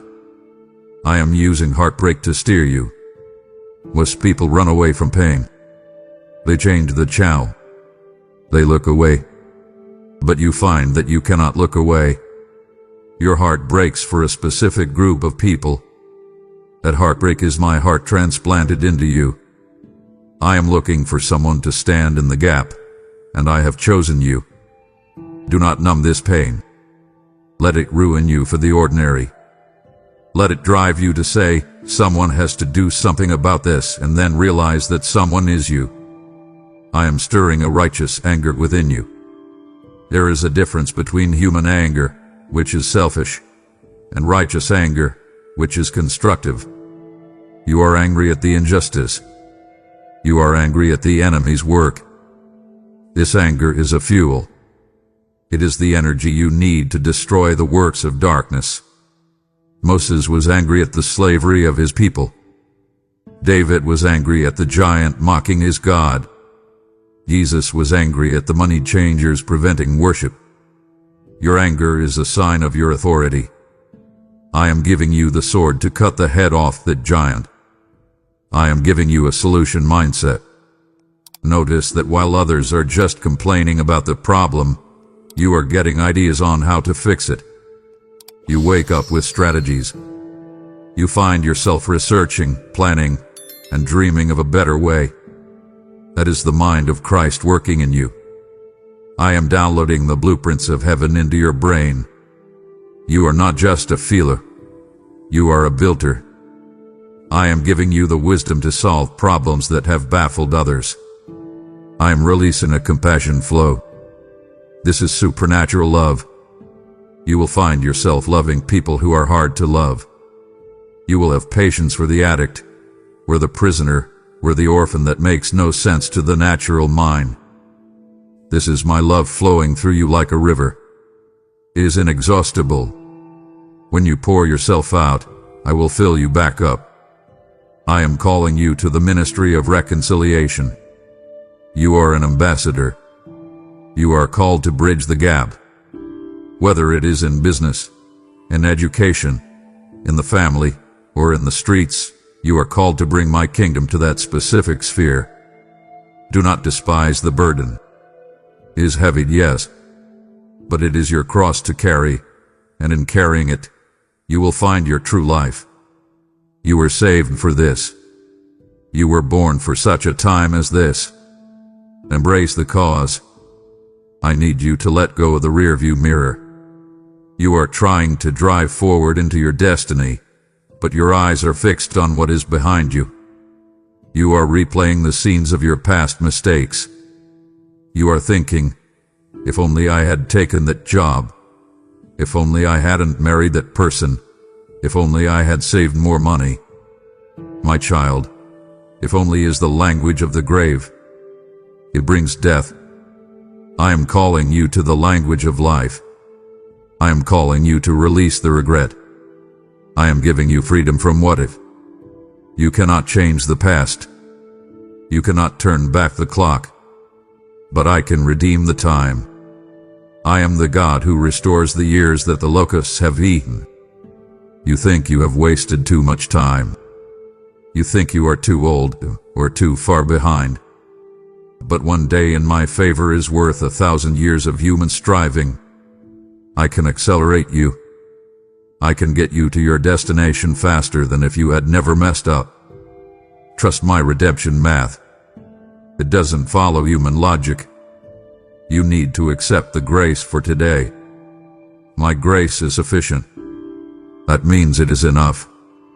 It covers the sin, the mistake, the failure, and the stupidity. You are beating yourself up for things I have already thrown into the sea of forgetfulness. If I don't remember them, why do you keep fishing them up? You are honoring your guilt more than you are honoring my blood. Stop it. Accept the forgiveness. It is a gift. You cannot earn it, you can only receive it. I want you to extract the lesson. There is wisdom in your wounds. Don't wallow in the failure. Learn from it. What did it teach you? It taught you humility. It taught you what not to do. It taught you to rely on me. If you learned the lesson, then the pain was not wasted. Take the wisdom and leave the pain. You are smarter now. You are stronger now. You are better equipped to handle the future because of what you survived in the past. You must practice self-forgiveness. This is often harder than forgiving others. You hold yourself to a standard of perfection that I never set for you. You are human. You are dust. I know your frame. Treat yourself with the same kindness I have shown you. Speak to yourself gently. Say, I forgive you. You did the best you could with what you knew then.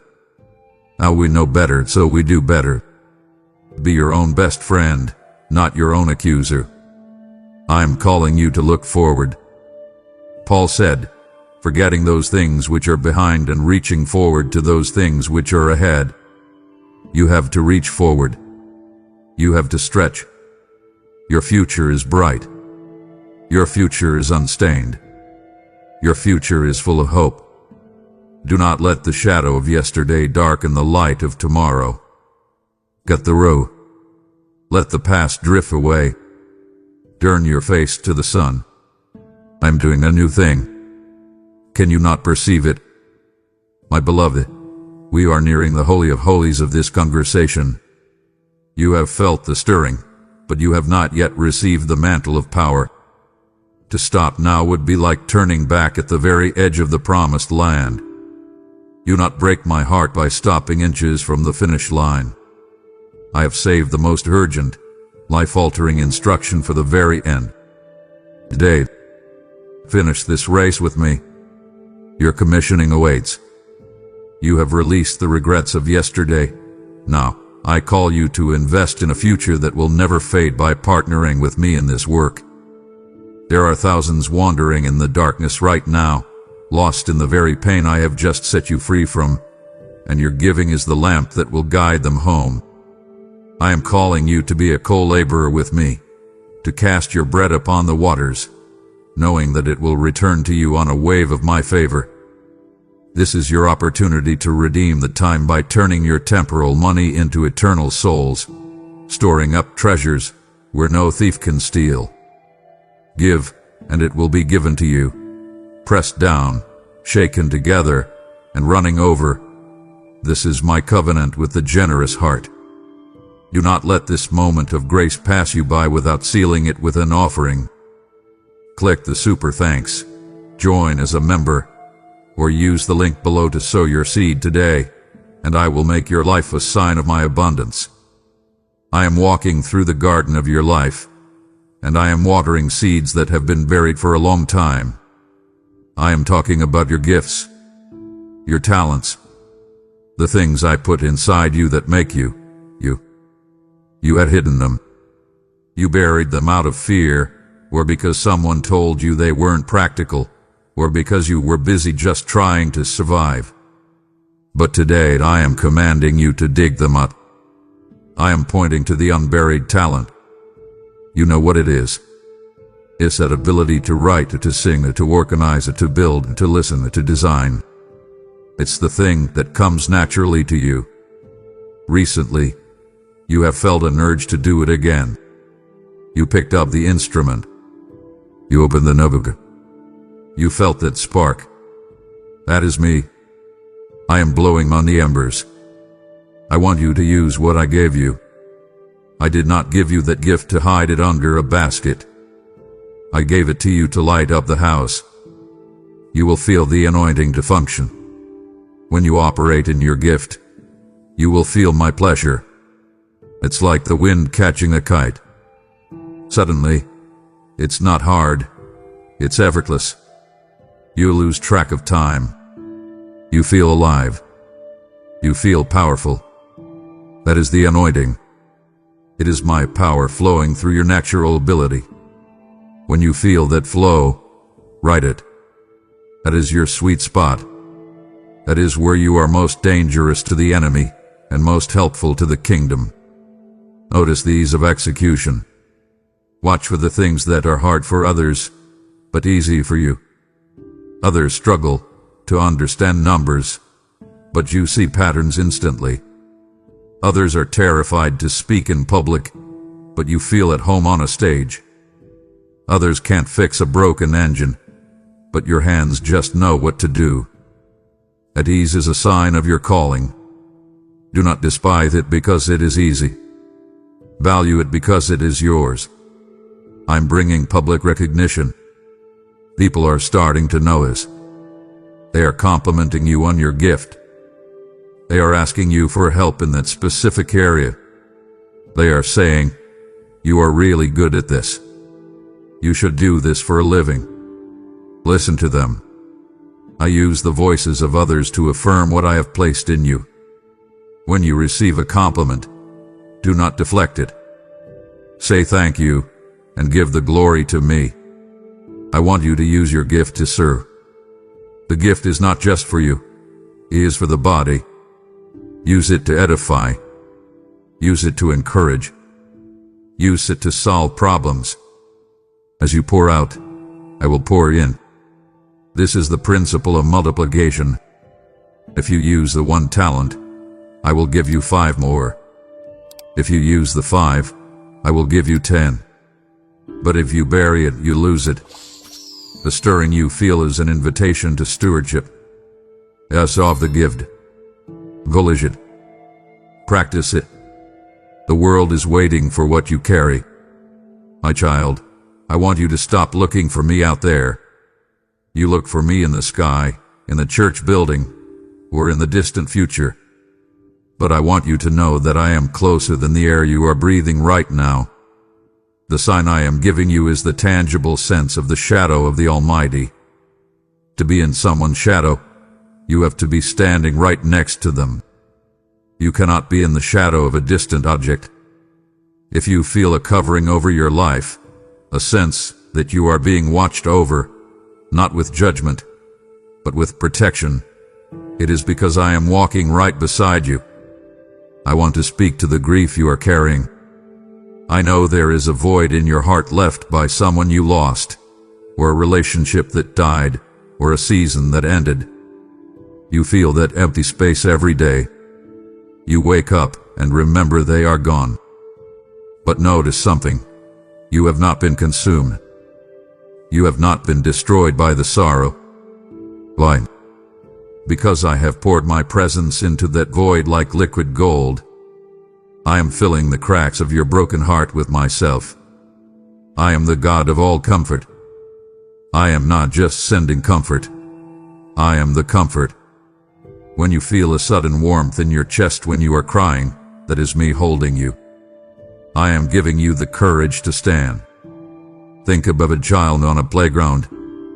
If they are alone, they are timid. But if their father is standing right behind them, they are bold. They will face any bully. They will climb any height. You are feeling a new boldness rising in you. You are speaking up where you used to stay silent. You are taking risks you used to avoid. This is not because you have changed. It is because your awareness of my presence has changed. You know I am backing you up. You know that if you fall, I catch you. This boldness is the evidence of my nearness. I am inviting you into the intimacy of prayer. Prayer has changed for you, hasn't it? It used to be a duty. It used to be a list of demands. Now, it is a conversation. You find yourself talking to me while you drive, while you wash the dishes, while you shower. You talk to me like I am in the room, because I am. These ongoing, whisper conversations are the lifeline of our relationship. I love hearing your voice. I love it when you tell me about your day, even though I already know. This intimacy is the sign that the veil hath been torn. There is no distance between us. I'm giving you an awareness of glory. You are starting to see my fingerprints on everything. You look at a sunset and you don't just see colors, you see my art. You look at a coincidental meeting and you see my orchestration. You look at your children sleeping and you see my grace. Your eyes are being opened to the spiritual reality that overlays your physical world. You are living in 2 worlds at once. This awareness is a gift. It is me letting you peek behind the curtain to see that I am involved in every microscopic detail of your existence. Finally, hear my promise. I will never leave you, nor forsake you. Humans leave. Friends move away. Spouses can walk out. Children grow up and leave the nest. But I am the constant. I am the stillness in the center of your chaos. I am the silence that listens. I am the hand that holds. No matter where you go, no matter how deep the pit, no matter how dark the night, If you reach out your hand, you will touch my face. I am here. I am here. I am here. My child, do you feel the quickening in your spirit? Do you feel that sense that time is moving faster, that the stakes are higher? That is not just anxiety, that is the recognition of Kairos time. In Greek, Chronos is just the ticking of the clock, but Kairos is the appointed time, the opportune moment. You are living in a Kairos moment. I am alerting you to the urgency of the hour because I do not want you to miss the window of opportunity that is opening before you. This is not a time to sleep. This is not a time to be passive. This is the time to act. I am impressing upon you the shortness of time. The night is coming when no man can work. I don't say this to scare you, but to focus you. If you knew you only had 1 month to live, you would stop worrying about petty arguments. You would stop scrolling on your phone for hours. You would focus on what matters. I want you to live with that intensity now. Stop saying someday. Someday I will forgive. Someday I will serve. Someday I will give. There is no someday. There is only today.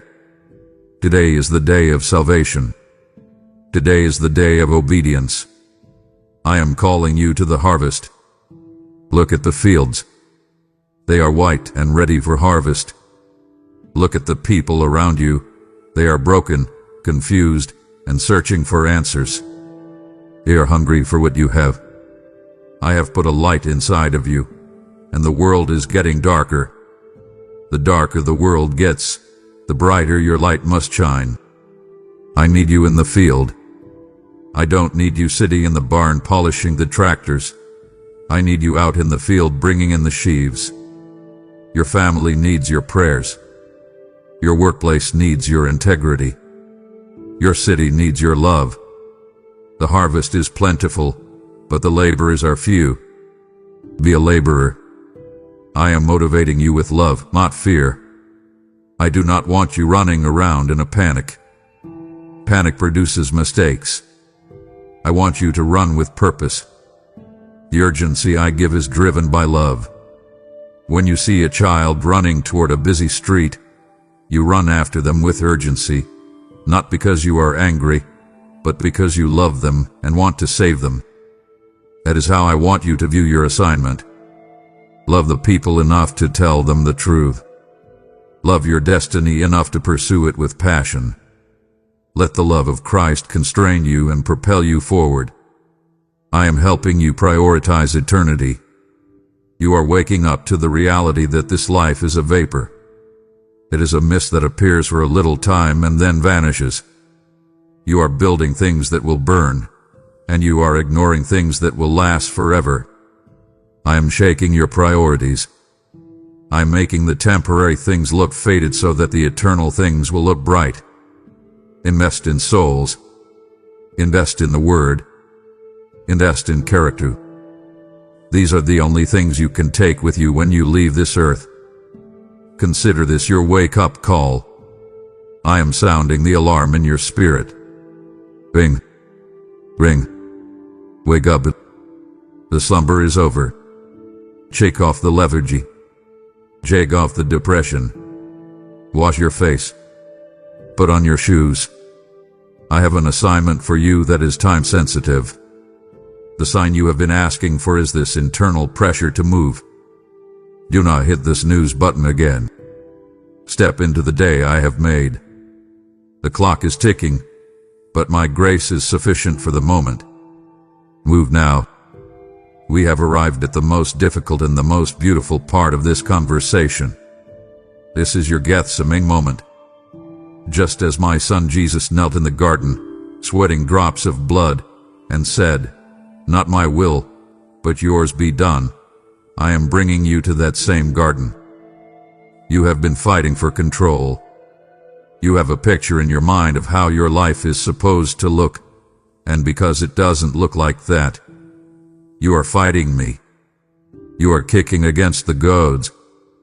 But true peace, The peace you are desperate for is found only on the other side of surrender. I am calling you to the altar of sacrifice. I want you to bring your Isaac. Isaac represents the promise you love the most. It represents the thing you think you cannot live without. For Abraham, it was his son. For you, it might be your reputation, your desire for marriage, your career goals, or your need to be right. I am asking you to lay it on the altar. I am asking you to open your hands and say, Lord, even if I never get this, I still choose you. This is the ultimate test. I don't want to take your Isaac to destroy it. I want to see if you love the gift more than the giver. When you release it, I can give it back to you with a blessing, or I can give you something better. But you must let go. I am looking for the death of the ego. I be mine. These words have dominated your vocabulary. You are offended because your feelings were hurt. You are worried because your plans were ruined. I am calling you to die to yourself. It sounds painful, I know. It sounds like losing. But in my kingdom, death is the doorway to resurrection. When you die to the need to be in control, you rise in my power. When you die to the need for approval, you rise in true confidence. Let the seed fall into the ground and die so it can bear much fruit. I need you to trust in the dark. Surrender is easy when you can see the safety net. But I am asking you to fall back into the darkness, trusting that I will catch you. You don't know how I am going to fix this financial mess. You don't know how I'm going to heal this relationship. Obey me anyway. Do the right thing even when the outcome looks impossible. This blind trust is the purest form of worship. It says, God, you are good, even when my circumstances are bad. I want total dependence. I am bringing you to the end of your rope so that you will grab hold of mine. You have been trying to be the CEO of your own life, and look at the stress it has caused you. You are tired. You are burnt out. Design. Give me the keys. Let me drive. Acknowledge that apart from me, you can do nothing. Absolutely nothing. But with me, you can do all things. Shift the weight from your shoulders to mine. My shoulders are broad enough to carry the universe. They can carry your problems. This is the ultimate freedom. You think surrender means captivity, but it actually means liberty. The moment you say, Lord, do whatever you want, the anxiety evaporates. You don't have to figure it out anymore. You don't have to manipulate outcomes anymore. You are free to just be my child. You are free to play, to rest, to live. Become my bondservant, bound to me by love, and you will find a freedom that the kings of this world never know. Bow down, so I can lift you up. Surrender, and win. My beloved child, we are at the end of this conversation, but we are at the beginning of your new life. You have heard my voice. You have felt my stirring. You have recognized the signs. Now, I want you to imagine my hand resting heavily and warmly upon your shoulder. I am not just speaking to you. I am imparting into you. Receive my final blessing as you step across the threshold into this new season. I give you the command to go. Do not stand here gazing up into heaven. Do not stay stuck in analysis paralysis. I have given you the green light. Move forward. Take the first step. Write the first page. Make the first call. Apologize to that person. Forgive that debt. Apply for that position. As you move, the Red Sea will part. It will not part while you are standing on the shore waiting. It parts when your feet touch the water. Go with confidence, knowing that the I Am is sending you. I give you the promise of power. You are not going in your own strength. If you go in your own strength, you will fail. but you shall receive power when the Holy Spirit comes upon you. I am anointing you afresh right now. Feel it, like oil running down your head. It is the power to witness, the power to endure, the power to overcome. I am giving you supernatural stamina. Where you used to faint, you will run and not be weary. Where you used to stumble, you will walk and not faint. My grace is the wind at your back. I am giving you the shield of favor. My favor will surround you like a shield. Favor means that people will like you and help you, and they won't even know why. Favor means that rules will be bent for your sake. Favor means that you will be preferred above others who are more qualified on paper. This favor is not fair, it is grace. Wearing, expecting. Walk into rooms expecting goodness and mercy to follow you all the days of your life. I am focusing you on the legacy. You are not just living for the weekend, you are building for generations. The chains you break today will not bind your children. The prayers you pray today will be answered in your grandchildren's lives. You are a pioneer. You are clearing a path. Take this seriously.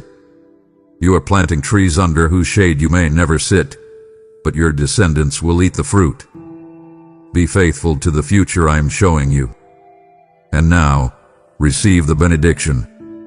The Lord bless you and keep you.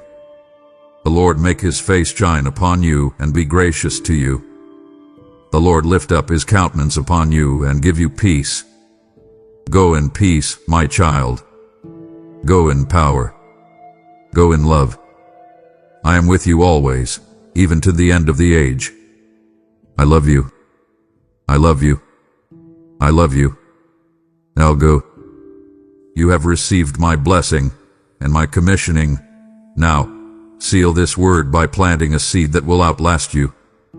You are building a legacy, my child, and this ministry is the fertile soil where I am growing a harvest that will feed generations to come.